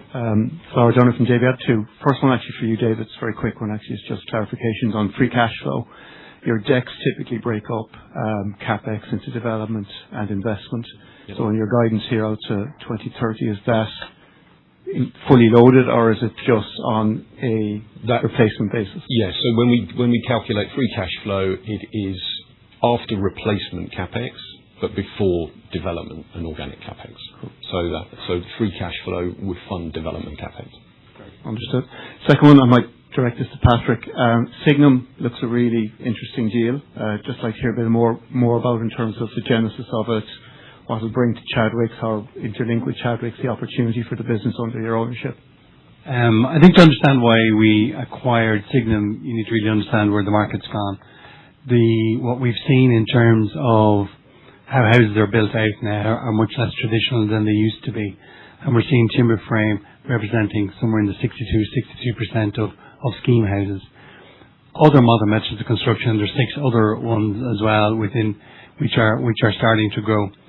So the genesis and the reason for buying Signum was really to stay relevant to where our customers had moved in terms of how they were building houses. Otherwise, we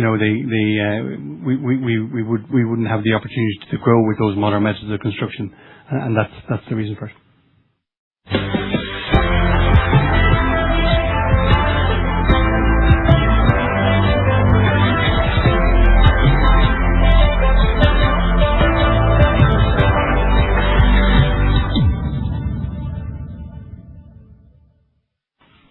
Good afternoon. My name is Ted Bunschoten. I'm the CEO of the Isero and Polvo Iron Mongery business in the Netherlands. Together with Anu Ora, we will give you some insight in the Northern European business. I joined the business in 2012 as CFO and became CEO in 2014. After a successful buy and build under private equity ownership, the business was acquired in 2015 by Grafton.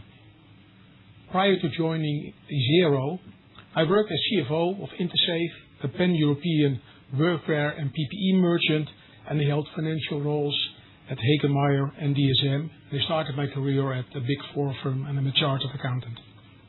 Over the past decade, I've been closely involved in building and scaling the business, transforming it into the market leader we see today. Since Grafton entered Northern Europe just over 10 years ago, we have built a business of significantly scale and quality.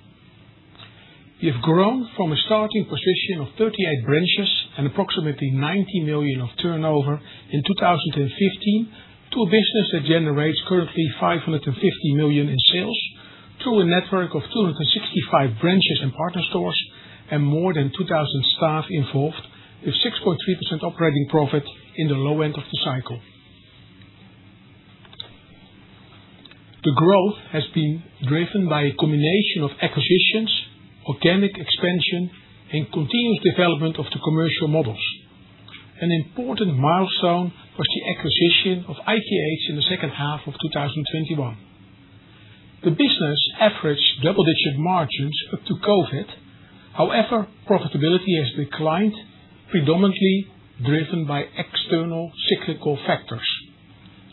The Dutch economy has experienced only modest growth, whereas construction activity developed more negatively. Housing completions have declined with approximately 2.5% per year since 2022, and new commercial construction is currently almost 25% below the peak in 22. The Ukrainian war that started in 22 and the increase in European Central Bank interest rates impacted the Finnish business. Anu will explain more about that in detail. At the same time, inflation has been significant post-COVID, and supplier prices have adjusted more slowly than underlying cost inflation in a weaker market environment. These effects are the key drivers for the decline in margins to 6.3%, while we generated a significant amount of cash. Anu will tell more about ITH, and I will focus on the Dutch business. Our growth has been underpinned by a disciplined and well-executed buy and build strategy. We have established ourselves as the clear market leader in the specialist distribution of ironmongery, hinges and locks, power and hand tools, and workwear and PPE, more than double the size of our nearest competitor. Sales are over 400 million from 121 branches with healthy operating margins.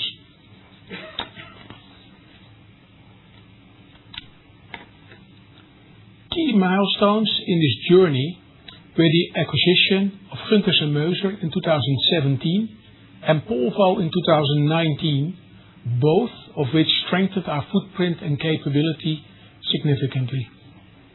These transactions were supported by Grafton's corporate development team and were instrumental in creating today's platform.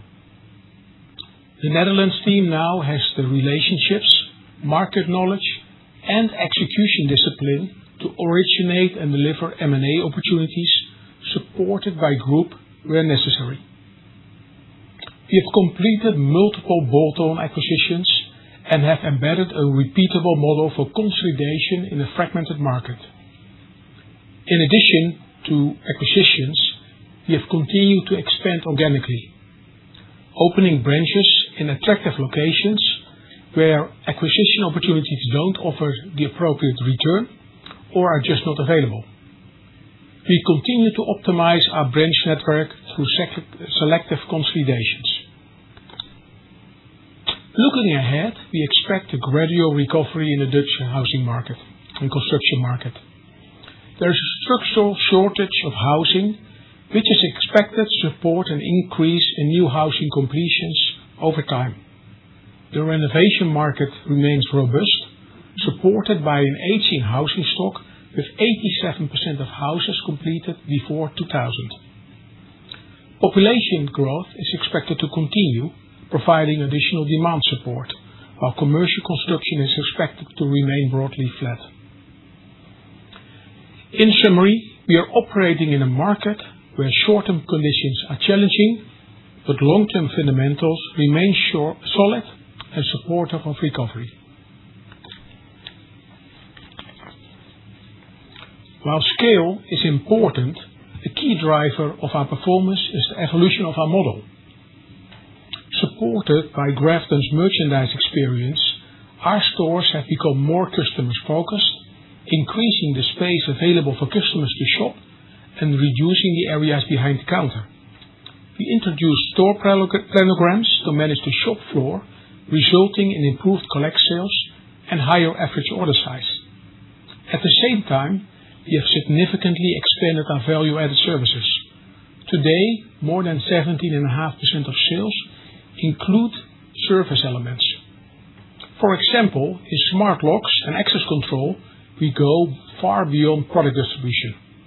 We advise, manage projects, configure systems, provide installation and support, and maintenance afterwards. We see a growing share from carpentry factories. We manage inventory on-site, but also in service vans of our customers, offer workwear printing and digital budget tools, and perform inspection and certification for equipment such as power tools. These services are increasingly embedded in our customers' operation, reducing total cost of ownership for our customers, increasing switching costs, and support more stable and differentiated pricing. This is a key element in our ability to protect and structurally improve margins over time.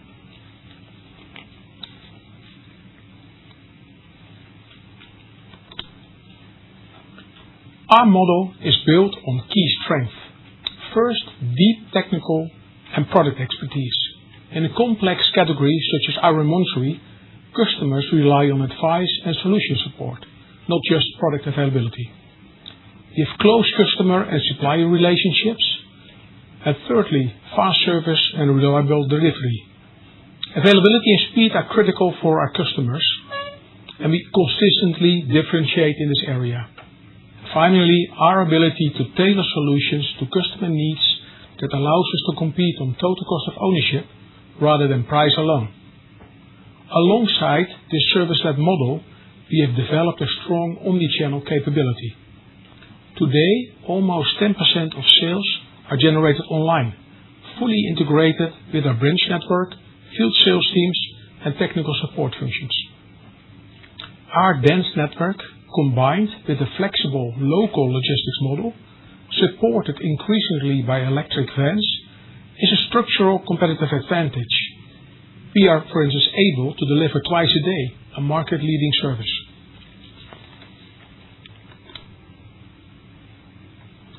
As the market recovers, our focus is not only to participate in the recovery, but to outperform it. We will deliver this through a combination of growth, mix improvement, and efficiency.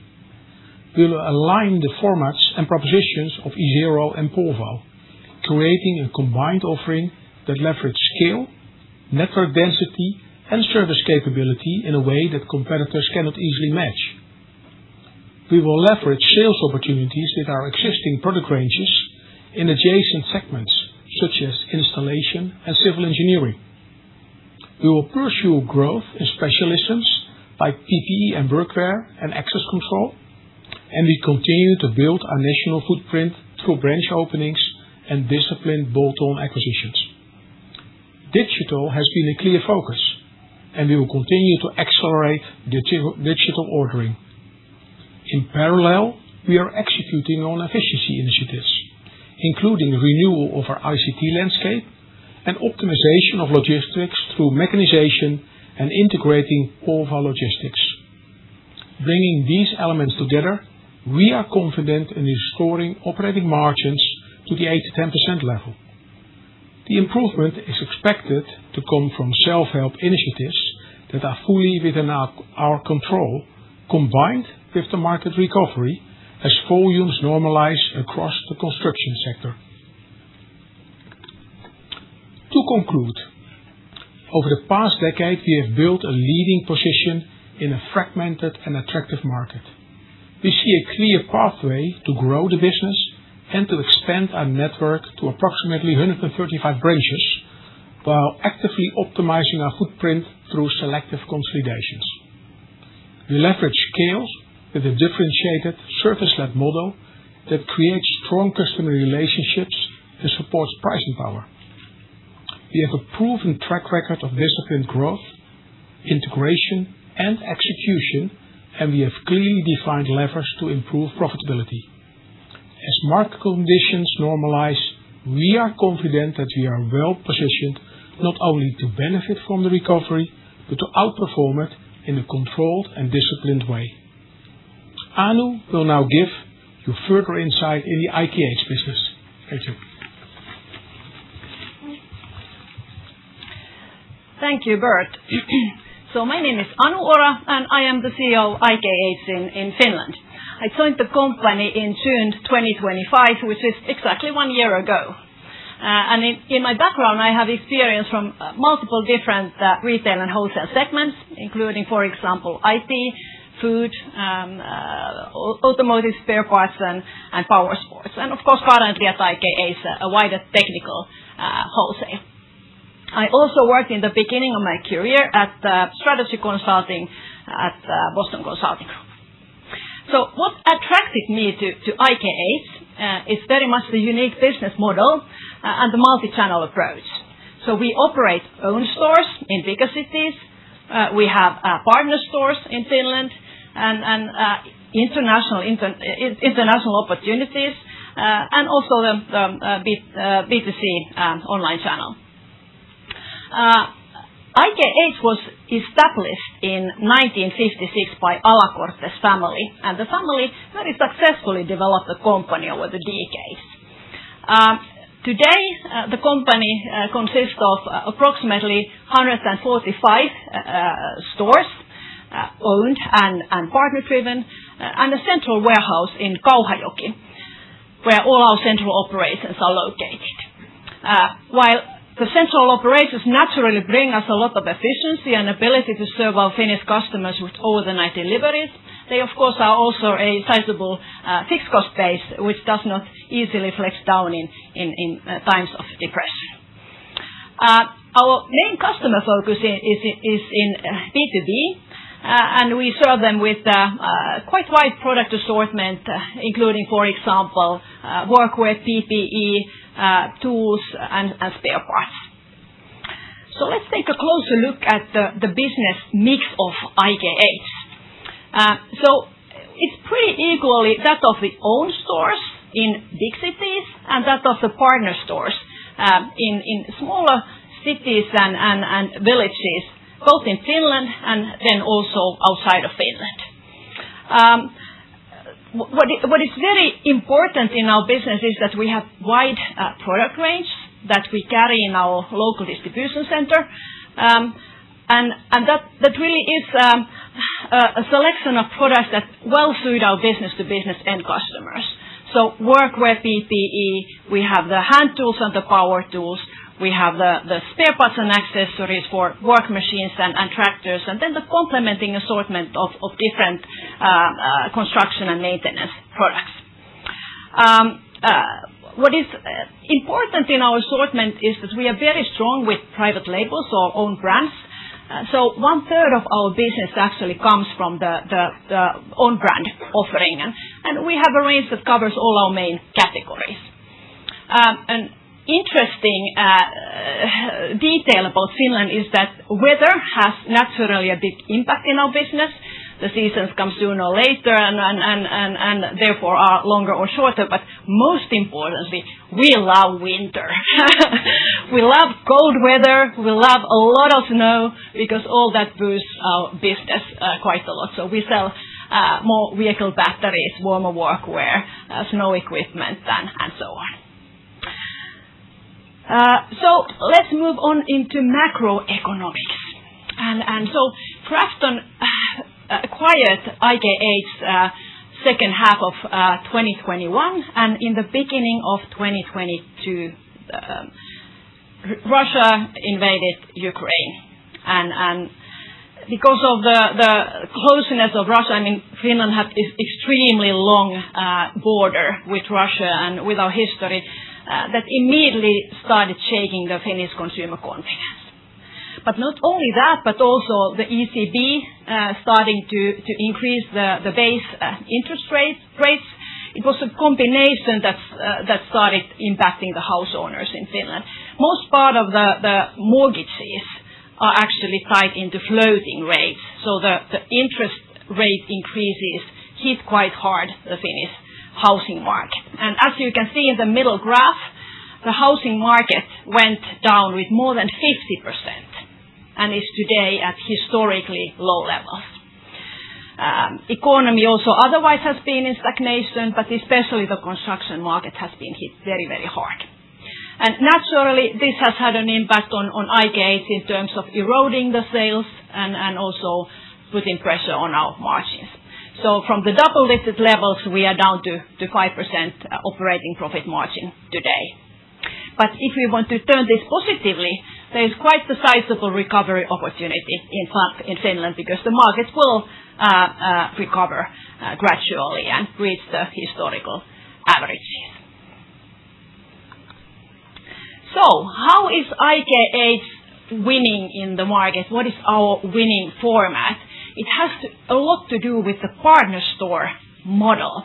So as said, we do operate own stores in the bigger cities, but we approach the medium-sized and smaller cities together with our partner store owners.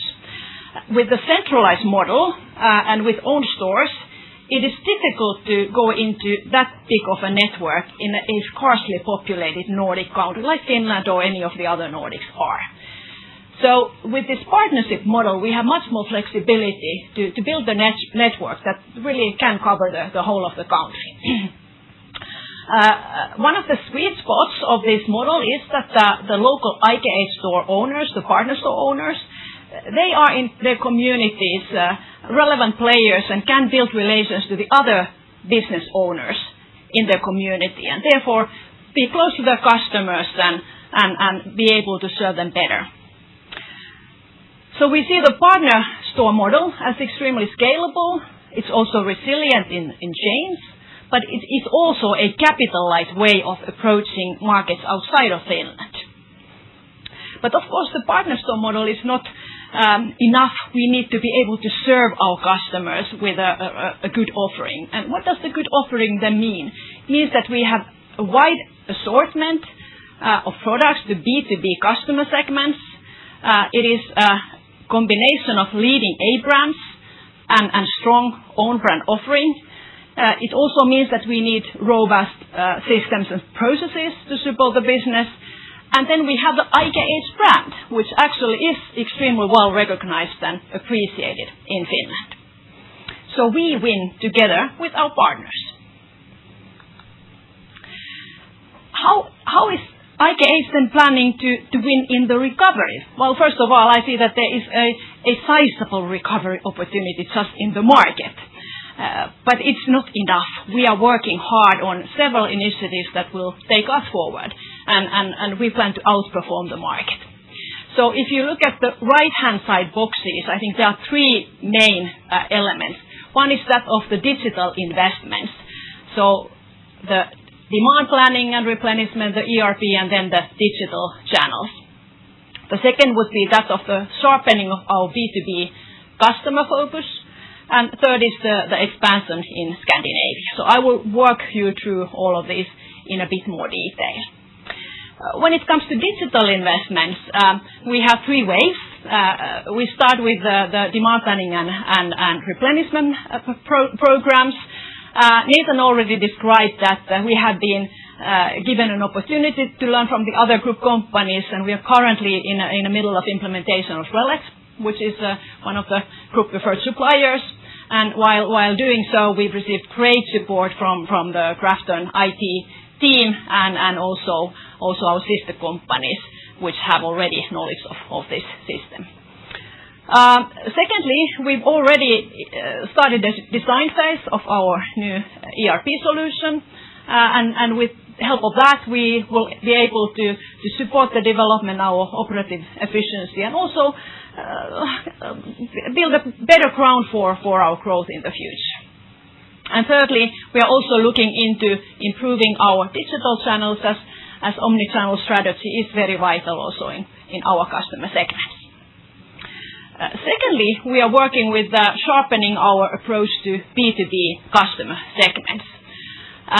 What does that mean? We've realized that there's quite a lot of untapped market potential in the B2B customer segments, and therefore we have set up a separate field sales force that has given a task to work closely with selected portfolio companies and segments to learn more about them and therefore to develop our offering towards these customer segments. Already after first month of experience, we can say that there is good growth potential in growing the share of wallet of IKH from these customer segments. And we will continue on this path to bring growth to both our own stores and of the partner stores. And thirdly, we started working closely with expansion outside of Finland. So IKH already has 20 plus partner stores in Sweden, which is our current focus market. But we are also in a process of widening that partner base in Sweden. Sweden has very much a similar geography, so similar opportunities for partner stores to serve many of the locations where bigger formats cannot actually successfully work.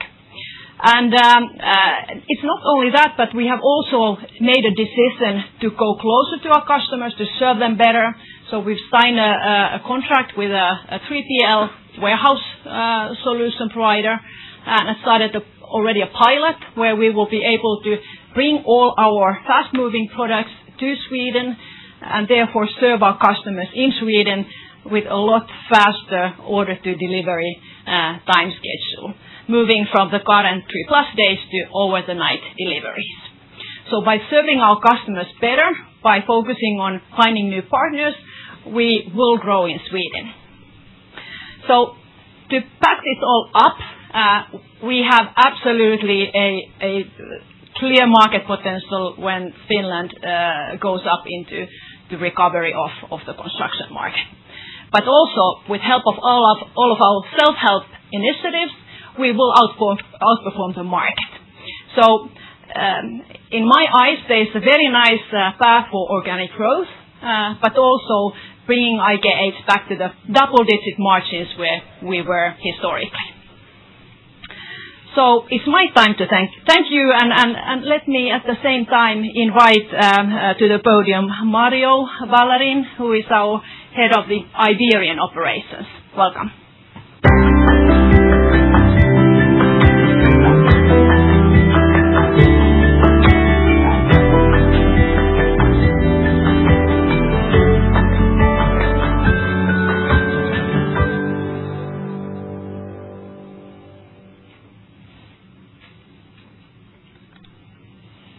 Hello, good afternoon.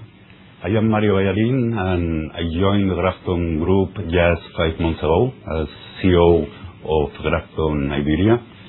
Before joining Grafton, I worked in the British group Bansal for 17 years.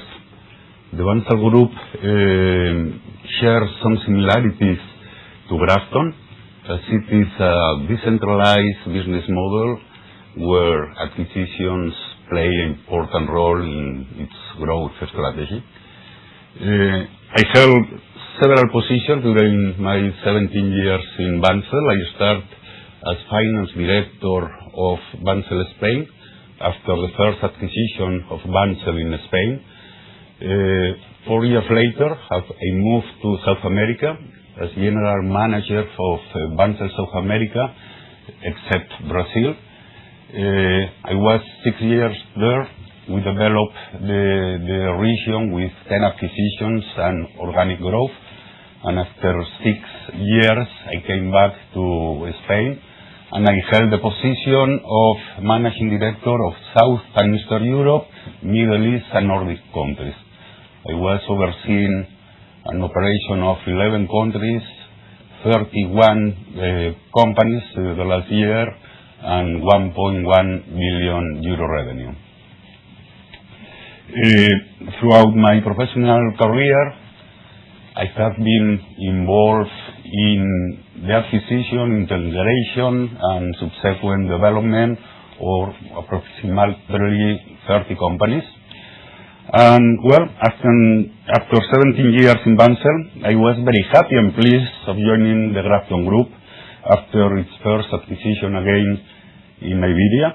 The group entered in the Iberian market only 18 months ago, providing a unique opportunity to help shape and accelerate its development in the region. The building materials distribution sector in Iberia remains very fragmented and offers significant growth potential, making it an attractive market for both organic expansion and acquisitions. I am truly excited about the opportunity to contribute to the achievement of Grafton Group's ambition in Iberia.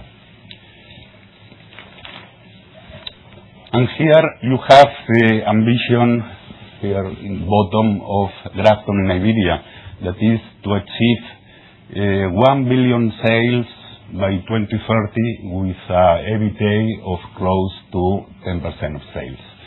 How we are going to achieve this? Well, we have two businesses in the HVAC sector, and we want to develop this sector through bolt-on acquisitions that will complement our businesses geographically or by product-wise. Also, and I will explain later, we are planning to develop organically. We have a lot of possibilities to develop organically our businesses with new branch openings, new customer channels, and export and new capabilities. Also, we aim to develop new models, new verticals that we are not present. We are also only present in HVAC at the moment. And we want to develop that through anchor acquisitions. These verticals need to show an attractive growth potential, also need to be fragmented, and has strong profitability. Following these anchored acquisitions in new verticals, we will develop the business organically and also leveraging scale, cross-selling opportunities, and complementarities across our existing operations. We will also enhance the capabilities of our businesses by leveraging the experience and expertise of the Grafton Group and developing the strong talent within the acquired businesses. And this is what we have now in Spain. As you know by the video, Salvador Escoda was acquired 18 months ago. Salvador Escoda has today 95 branches, 600 employees, and revenues were last year almost 250 and EBITDA of 16 million euros. And just a little more than 1 month ago, by the end of April of this year, Grafton acquired the second company, is Mercaluz Group. Mercaluz has 18 branches, has 350 employees today, and the revenue of Mercaluz last year was 150 million and had an EBITDA last year of 23 million. Together, these two acquisitions provide Grafton Group with a strong platform for growth in the Iberian market and establish a leading position within the growing HVAC distribution sector in Iberia. Okay, here we have some KPIs, macroeconomic KPIs in this for Spain. Among others, we can see a strong GDP growth in the last 4 years at a CAGR of 2.9%. We can see also that population is growing at 1.1 CAGR during the last 4 years in a country of a population of 50 million people. And also, I want to highlight the housing completion, the forecast of housing completion for the next 3 years that is expected to increase by 15% per year, due to the big shortage of houses, but also due to international demand for investment purposes and also searching for holiday homes. I would like to highlight also the strength of the Spanish economy in the last 4 or 5 years, that is above the average clearly of other European economies. And this strength is due to several reasons. One is the growing population driven by immigration. Another is the boost of the touristic sector since COVID times. Another is the robust export sector and strong external services activity. Also the diversified economy, and also the diversified and relatively cheap energy mix. And there is one very important KPI here that is not in this slide, but is the temperature. The increase in temperature in the last years has increased the demand of air conditioning, refrigeration, and ventilation solutions, and this has had a very positive impact in our business. And with all that you love winter, we love summer.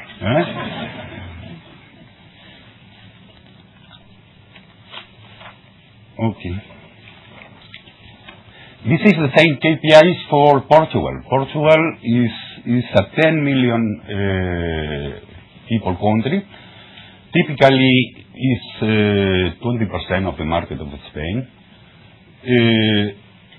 From our two businesses in Spain, we have exports to Portugal are around 7 million euros, but our plans is to be present there through some acquisition soon.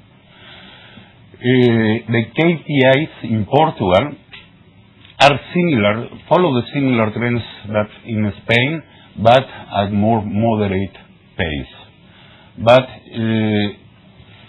it's important, the housing completion in the past, 9%, is very significant, because where Portugal also has a housing problem and also a very big international investment in properties. The building material sector in Portugal is also very fragmented.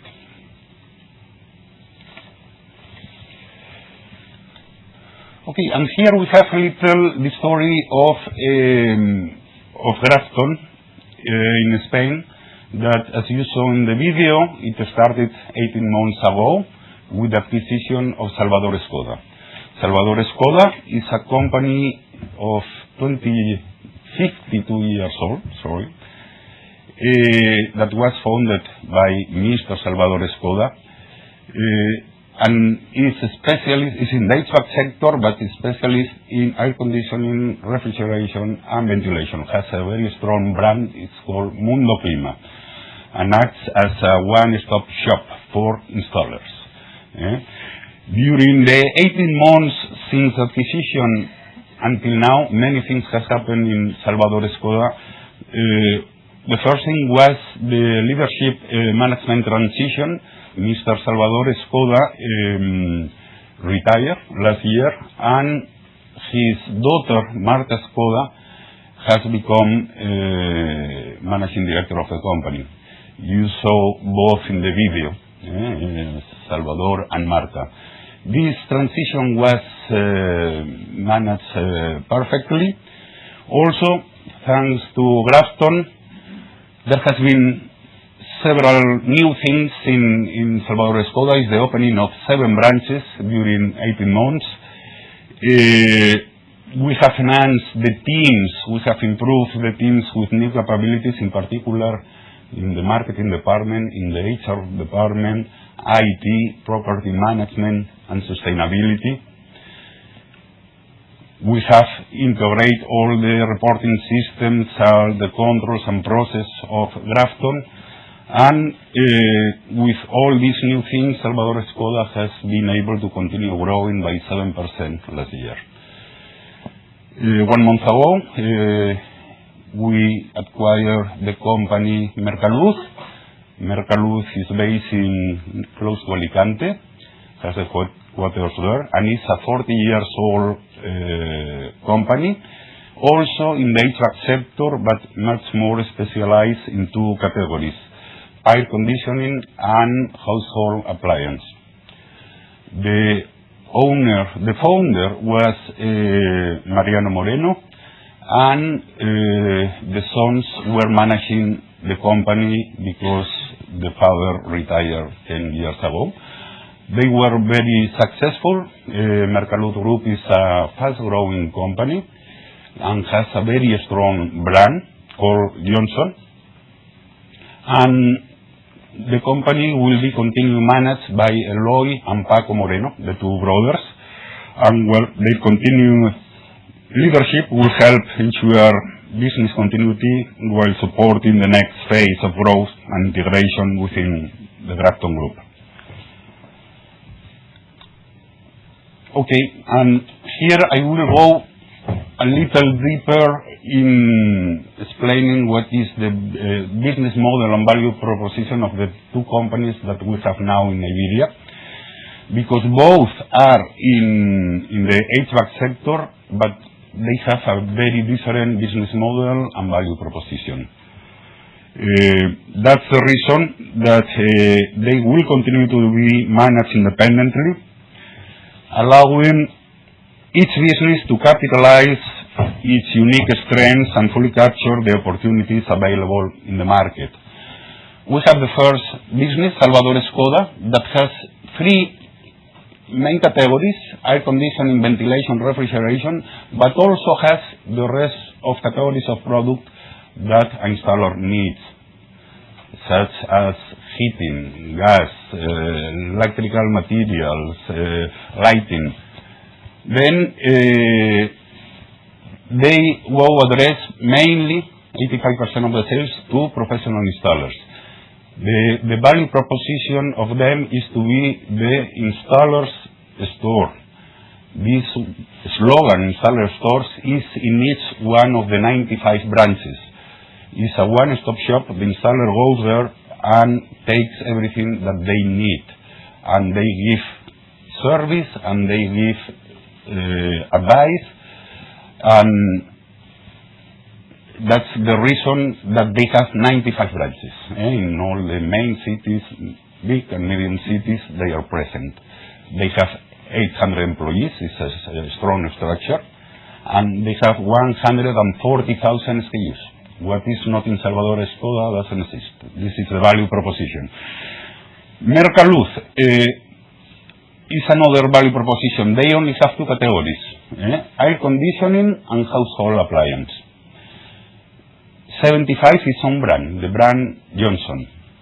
And they go to professional installers, but they also go to distributors, to wholesalers, and to developers. The value proposition of Mercaluz is value for money.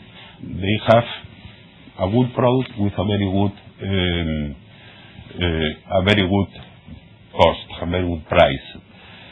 The professional installers and the distributors have a very good profit buying this product from them. The structure is much more leaner, only 18 branches and 350 employees today. The branches of Mercaluz are totally different to Salvador Skoda. In Salvador Skoda are shops with a small warehouse. In Mercaluz is the opposite, are big warehouses and a small counter for some installer that goes there.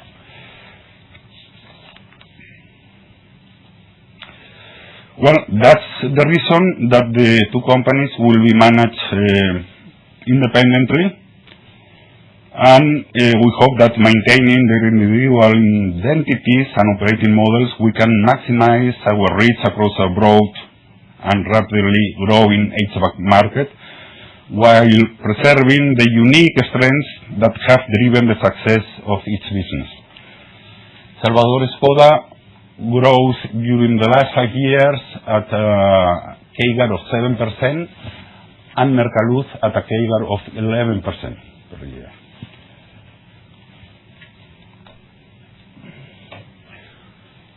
Okay, Iberia is a highly fragmented market in the building materials distribution sector.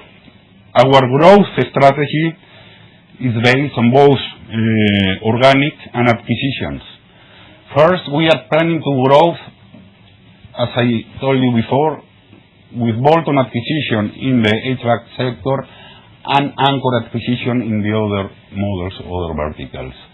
We also have huge opportunities to grow organically. We can arrive to new customer channels that now we arrive, but with not a lot of determination.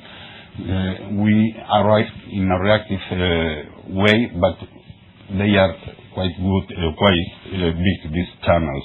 Nowadays, we are focusing the installer, in particular in Salvador Skoda, almost 90%. And there are some other channels such as industry, maintenance companies, infrastructure companies, public sector, all hospitality, that is restaurants, hotels, that use all our products. This is something that is a source of important growth for us. Also, export markets. We are exporting about 13-14 million between the two companies in a reactive way. When they call from France, from Germany, we sell. But we have the products, we have the volume, we have the brand. It's quite easy if we put the resources to explore this and this other source of growth. We will also grow through cross-selling across our portfolio of companies, strengthen our digital and sustainability capabilities, and expanding into other markets with our brands, as you have seen here. The most important levers for increasing our profitability are based on leveraging scales and best practice, and our focus in our own brands, in particular Mundo Clima for Salvador Escoda, Johnson for Mercalur. With own brands, we control the prices, we control the margins. In addition, our performance will be driven by higher productivity resulting from improvements in logistics, efficiency, automation, digitalization. In this regard, the experience and support of the Grafton Group are key enablers in achieving these objectives. How we are going to win? Well, we have a network of 120 branches all around Spain, not yet in Portugal, but in the future will be in Portugal also. We have 1,200 very experienced employees. They have a deep knowledge of the products and deep knowledge of every region of Spain, of the market in its region. We have a product range of 150,000 SKUs. We have 70,000 customers. We have two very powerful brands, and we have all the support of the best brands and suppliers of the market. We also benefit from Grafton Group extensive experience and capabilities to further develop key areas such as e-commerce offerings, digital capabilities, logistics, and sustainability. All of these assets, together with our strong ambition to grow, make us highly optimistic about the future development of Grafton in this region. And looking forward, and as a summary, Iberia, we have two very strong economies with very good prospects in Iberia, not only in the economic side, also in the property development. The building material sector is very fragmented. There is a big opportunity to consolidate this sector in Iberia. We are now present in the HVAC sector. The HVAC sector is growing much more than the average sector, any distribution sector, is growing by between 4 and 6% per year. And the global warming and increasing temperatures are having an important positive effect in this sector. We also have opportunities to grow, as you have seen, and to develop the companies with Grafton support and help. Based on all these factors, I strongly believe that Grafton Group ambition for Iberia to achieve 1 billion revenue by 2030 is totally possible, and we in Grafton Iberia will be very proud and delighted to make this goal a reality. That's all for Grafton Iberia. Now we will hand over to our chairman, Ian Taylor, and Eric to conclude.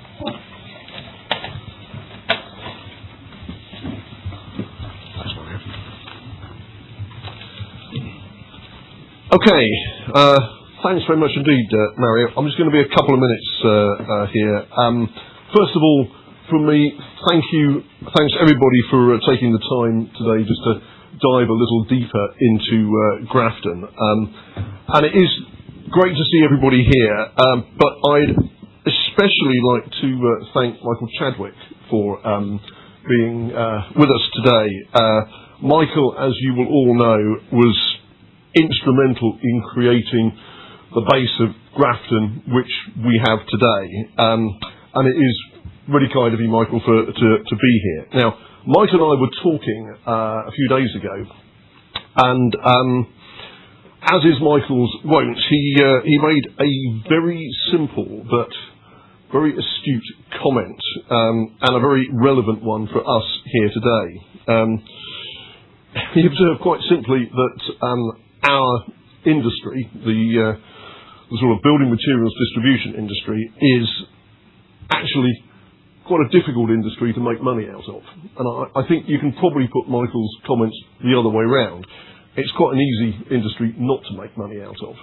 And I think if you want to see the proof of that, look back at some of the issues, performance of the industry right here in the UK and across Europe over recent years. It's an issue which Eric and the team are very well aware of. But actually, as Michael has also demonstrated over many years, that those same industries run well, invested in thoughtfully, and with real care over capital discipline, they can deliver through the cycle, and that is important. They can deliver material value for shareholders. So I hope what we've shown today is that Grafton sits very much on the right side of that equation. And in particular, under Eric's clear leadership, that we have a strong and deeply knowledgeable management team, and that we have an operating model which draws the right balance between the tangible benefits of integration and the absolute necessity of local and regional accountability. That we've got a strategy which focuses our capital and our management resources on markets which can sustain strong market positions and long-term growth. And that as a result of that, we have a platform and a portfolio of businesses which can deliver sustained shareholder returns over the long term, notwithstanding all the very relevant issues around market recovery and cyclicality. These businesses can and should deliver strong value for shareholders in the long term. So once again, thank you for your attention today. I hope we have demonstrated what I believe is the real strength of Grafton. And with that, I'll hand over to Eric. Thank you, Ian.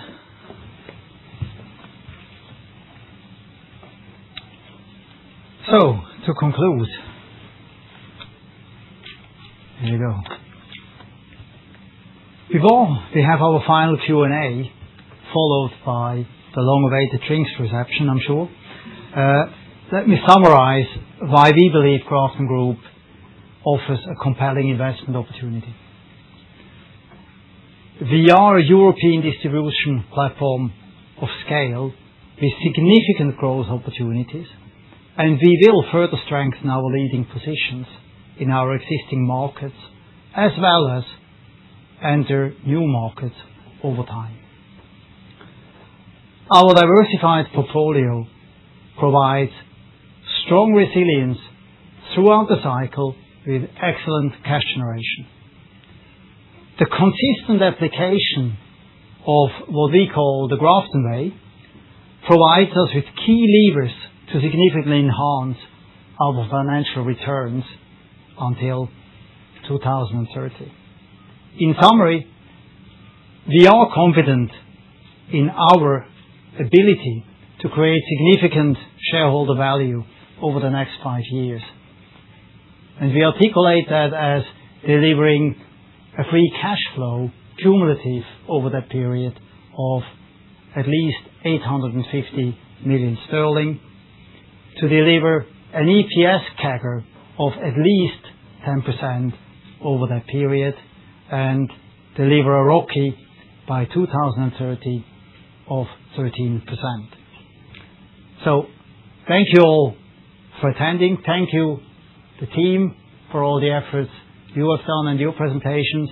We hope we brought alive to what Grafton is about, and in fact what the secret sauce of Grafton Group is, which we believe our unique operating model and how that links into our purpose of building progress together in that interaction between geography, operating company, and group expertise. So I hope we could really bring that across clearly. And with that, I conclude and would move to the final Q&A, where we can cover all the areas you heard in the second part. Thank you. I look at the timing and see how we have immaculately landed at 16:30, and I think anybody would think we've got a Swiss CEO. Sorry, there's a question over there.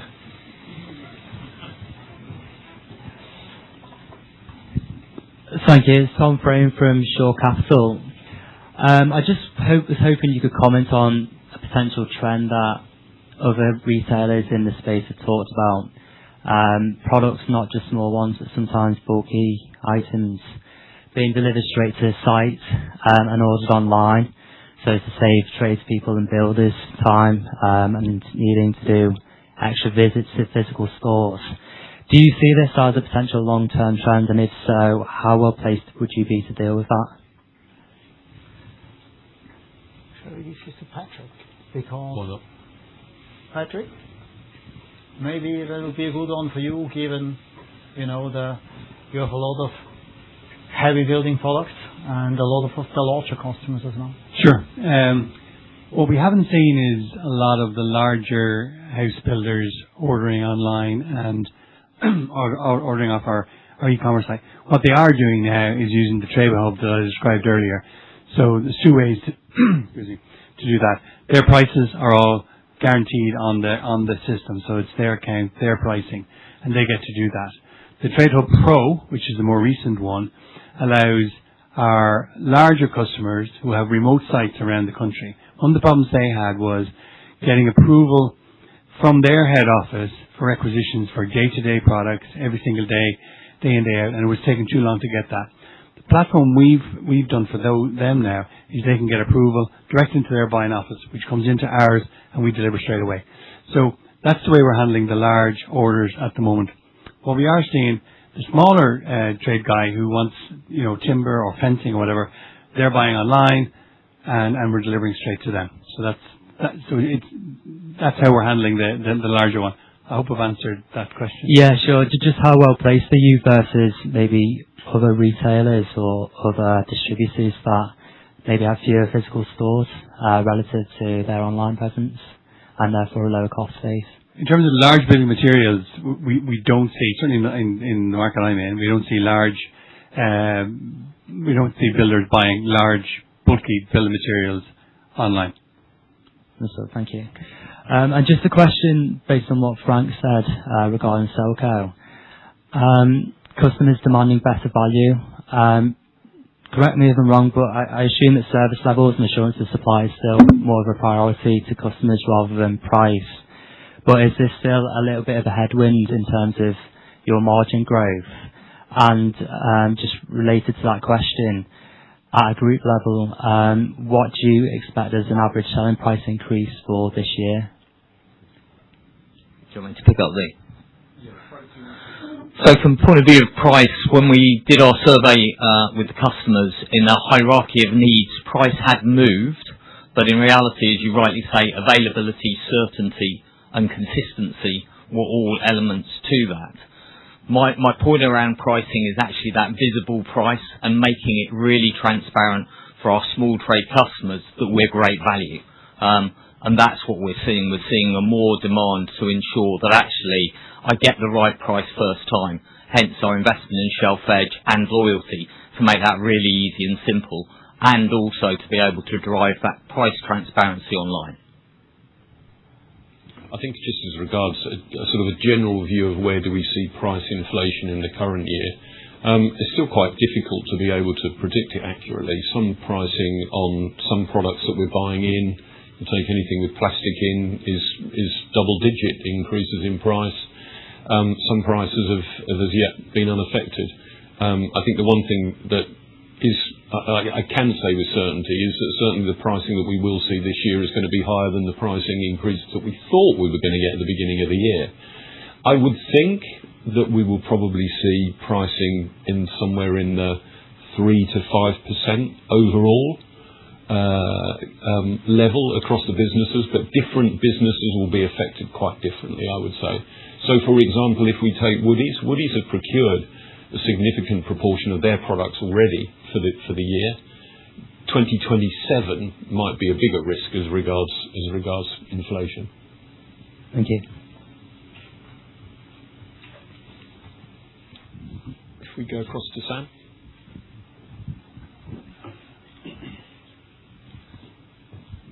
Yeah, thank you. Sorry, Sam Cullen from Peel Hunt. I've got a few on Spain, or two on Spain, definitely. There's a comment I think Mario made around the acceleration of demand in Spain over the last few years with different weather patterns. Do you have a sense of how penetrated the Spanish market is in terms of air conditioning units, whether it's every 9 out of 10 houses has an air conditioning unit now versus 7 3 years ago, and how much that structural story's got to run going forward? I don't have exact numbers, but I can just tell you about. In the south and eastern part of Spain, where the weather is warm and humid, perhaps 75% of the homes, or even 80, has air conditioning. In the north, it's less, it's 30%. But in the last 5 years, this percentage is increasing a lot. Even the municipalities and the government is making that mandatory for schools, hospitals, or public sectors. Or public buildings. Also, municipalities are building cold shelters for the people that has no air conditioning at home, because there are, in particular in the south and east part of Spain, they can rise to 48 degrees, and all people is a problem if they don't have. Then we are seeing increasing this rate of having air conditioning very, very fast. And also, with high temperatures, they broke faster because the machine goes faster. It's not only the first installation, it's also the replacement. The second one, which is sort of related to that, when you talk about growth over the next 5 years, and you split between organic and acquisitive, firstly, I guess, do you have a sense of how much is coming organically and how much is going to be acquisitive? And then related to the acquisitions, will they be in other areas of structural growth or other areas that will still grow nicely because of the Spanish economy and the housing market there? Or how to think about those segments you're going to be moving into? We are targeting, our ambition is to rise to 1 billion in 2030. Last year, the performance revenue was 400. This year, I hope that will be 450, more or less. And I think that the growth, these two companies have a growth in the last years of 11 CAGR, Mercaluz 7 CAGR, Salvador Escoda. I hope that in the next year we can grow at almost 10%, and then the rest will be by acquisitions, and probably we need to add 350 acquisitions and 200 organic until 2030. And the second question was, just where the product channels that you talk about moving into, will they be sort of macro proxies, or will they be areas where you think you're going to see penetration rates increase like it has in air conditioning in the last 5 years? The HVAC sector probably is the vertical that is growing more. That's probably the reason that we have entered first in this one. But we are looking in other sectors that need to have potential for growth. They need to be profitable, and they need to be fragmented. You have the general building material sector. The electrical material is much more concentrated in Spain and not so profitable. We have ironmongery, we have insulation, we have lighting, we have timber. We are analyzing that, but probably the HVAC sector is the most fast-growing sector. Thank you.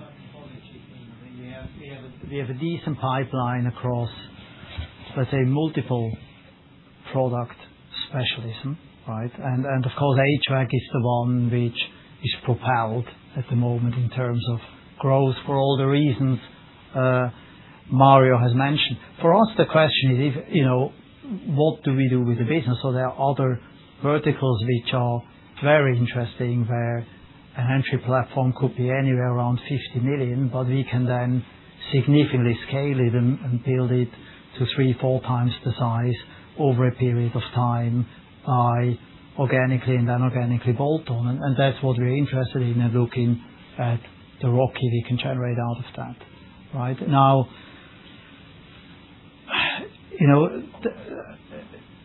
I'm the one who is the first one to say we have to be ambitious and we have to set targets or aims, because you will always directionally get there if you set the stool out, right? I have yet to see a sportsperson that has want to become last, right? They all say, I want to win, and then they might not win, they might become second, third or fifth or whatever, but directionally they want to improve. Our aim is to deliver a billion revenue by the end of 2030. Now, as I said, when I mentioned it in my presentation, it will be dependent on, can we execute acquisitions? Because even if the underlying growth, let's say, would be 7, 8, and some organic expansion, let's call it 10%, you will be short of a few hundred million, right? So, but what we will not do is kind of sacrifice the discipline in capital allocation to hit the number, right? So that's what I'm saying. It's about, that's the ambition, but it is all within the framework of, it has to make sense. We have to get the returns. So hopefully we will get there, and we also have to be careful in that market, right? We don't want to kind of pump up people's expectations, and we have been very disciplined, and I think Stephen probably mentioned this in his session.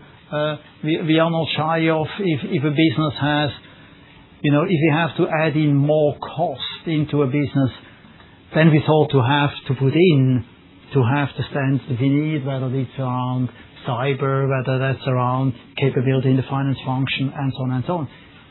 We will go back to the table and say, we thought it's X, but it's Y. So we're going to have another discussion, and we are prepared to walk away if you don't believe you can make it work financially. And I think those are really important issues. So take the 1 billion as the directional aim. If everything works like we hope, we will be a multi-specialist. HVAC will be one part, and then there will be, 1 or 2 other areas where we will have 2 platforms which we will continue to build out and achieve the 1 billion like that. Right. Should we get a break? And Darren from RBC. First one, just similar in terms of organic growth out till 2030. Are you able to share in terms of revenue what you're assuming? We've taken a prudent and sensible view across the business that before we bring together all the initiatives and pull the levers and self-help and business improvements that you've heard about today, that the market will be growing somewhere between 2.5% and 3% CAGR across the period from 25 to 30 at a group level. Okay. Next, also out through 2030, once you hit that 13% return on capital employed, is it fair to assume that each group business meets or exceeds that level? I think if we get to 13% at that point, then each business will, yes is the answer to that. Yeah. Last one, free cash flow. Can you talk a bit about, I think there was a question on sustaining CapEx. How should we think about that through the period, and then also the shape of working capital particularly if you've assumed some sort of macro uptick at some point in UK and Europe? Yeah, look, I mean, we've built in a sensible level of working capital requirements through the period.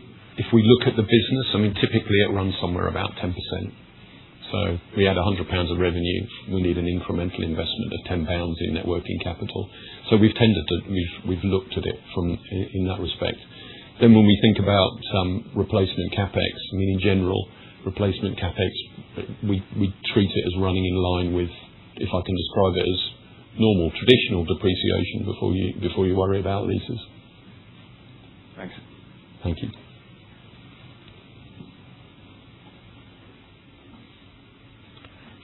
Back to you, Phil. Cheers. Thank you. Shane Carberry from Goodbody. The first one was just on Salvador and Mercaluz, and I guess just expanding maybe a little bit on the kind of cross-selling opportunities that are there, and perhaps just is there any kind of buying synergies that we should be aware of as well between two businesses? As I explained, we are going to keep the business managed independently. They are different businesses, and Mercaluz has only two categories, air conditioning and household appliance. They compete in the air conditioning also. Salvador Escoda has 35% of his sales in air conditioning.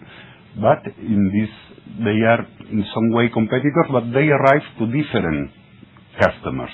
They compete in very few customers. Then we are not expecting huge cross-selling because they need to be independent. In the synergies, yes, of course, we have some common supplier, and we will try to achieve some cost savings. The business case is not built.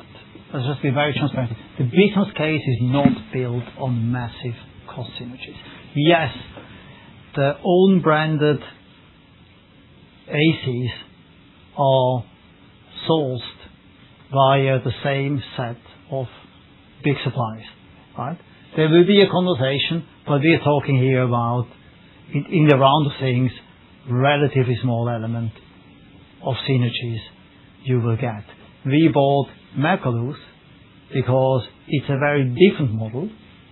They have, as Mario explained, Salvador is very broad, lots of SKUs, the one-stop shop for the installer, right? We can see that model to be further scaled. We can see improvements we can make to that model over time, and building that operating margin up from where is it today, at least a bit. So I would expect us to get somewhere towards the 8% on the Salvador Escoda over time as we manage that business effectively. Mercaluz is a totally different business. Very small, very small SKUs, very focused on their Johnson brand. And for that Johnson brand, we have the brand rights across Europe. So we will now need to figure out also, and that's not factored into the case, what else can we do, what other markets can we use those particular brands. But the Mercaluz model has been built on how can we further scale organically, because that model is really by opening more branches. How can you further scale that within Spain and drive high profitability and growth in that particular model? The investment case has not been built at all on kind of product procurement synergies. Makes sense. And then maybe this one's for Bert, just in terms of learning a little bit more about the Dutch customer. It seems, given what you talked about in terms of kind of the store and the space sizing, maybe needing to increase in some of the stores in Isero versus, we talk about Ireland and Woodies, maybe a smaller store being opened in Ennis and possibly smaller stores for Selco as an option as well. But it seems like the customer maybe wants something slightly different in the Netherlands. Is that how I should be thinking about the kind of layout from a store network perspective? Yeah, an average store of Isero is between 750 to 1,000 square meters. So that is completely different. And we have then between 10,000 to 14,000 items on stock. We basically have two types of stores. We have stores that we have to say collect only, and we have stores where we do the regional delivery from. So those regional stores, those are a bit bigger, and the other ones are smaller. But we have a particular range of light side products, so we don't have timber, no building materials, etc. So the product portfolio is completely different. It's really power hand tools, hinges and locks, ironmongery, and products like that. Probably to not have any confusion, when Bert mentioned that with the help of Grafton expertise on the merchandising side, we didn't increase the footprint, but we reallocated space within the footprint. So rather than having lots and lots of products behind the counter and very little which was shoppable, they developed and changed the concept to have, well merchandised and less behind the counter, so the customers actually come in, pick and select and buy it, rather than having to go for many of the products to the counter, and that's what changed. But the footprint was the same. Thank you. A very quick and last one, Will. Thanks, Will. Rothschild, maybe just to complete the geography question on Finland. Clearly, I think the business's margins come down most over time, and it's been very tough macro. But could you give us a sense maybe of if the extent of the low-hanging fruit? I know you've had issues, I think, on aged inventory and supply chain last year, but are there any quick wins in Finland on the margin? Well, certainly I think in terms of some of the self-inflicted issues that we had around stock and inventory and product availability, I think Anu and the team have done a great job in addressing that one. I don't know do you want to pick up in terms of the immediate areas of focus on quick wins, Anu? Yeah, I think, historically it's the net working capital. During the past couple of years, we've freed up 27 million of net working capital by simply managing it better. But currently we are working a lot with commercial initiatives, so driving growth, and that we can easily do with this, as I said, sharpening our approach to our B2B customers. So there's a lot of more potential in the customer segments that we already serve. We have extremely wide customer base, but we haven't simply focused on what do they need, what we can offer. And we have a lot of potential in increasing the share of wallet. And I also see that absolutely there's potential in outside of Finland, because the model as such that we have works well in the neighboring markets. So we are already up and running with the pilot of the 3PL warehouse, and we see that there is interest and demand in that market. So those would be the things that we push immediately. But otherwise, it's managing the assortment, managing the pricing, and so on. So the beginning of this year has been good versus last year. So we see that there is potential. And I would probably add that over the last 18 months, and we had to wait for Anu quite a bit, because we wanted to have a really strong CEO in Finland, and Anu was kind of locked in to her previous CEO role, so we hired her, but had to wait quite a bit until Anu landed. But in the meantime, made a lot of enhancements on the management layers, which Anu already was very actively involved in those recruitment processes. I think today we have a super strong team in Finland. Yes, we do need the market to help us a bit as well, and the market will turn. But I think with all the help, and when will we be in Finland? In 2 days, 2 weeks for the QBR, right? Yeah. QBR in 2 weeks. So we will go through all the different initiatives when we have our quarterly in detail. And they have so many levers to pull that I do expect Finland to, as Anu said, return back into clearly double-digit operating profit margins. But for that we need a bit of help on volumes, because we have a massive central distribution center in Kauhajoki, and whether you have a B-mobile in or you won't have less people in that fixed cost base, right? That fixed cost base is there. It has a lot of operating leverage. Okay. All right. Excellent. Thank you very much, everybody. Really appreciate everybody's coming. Thank you very much for your questions and your interest. And if you are free to share a small but perfectly formed glass of something, that would be great. Thank you very much. Thank you very much. Thank you.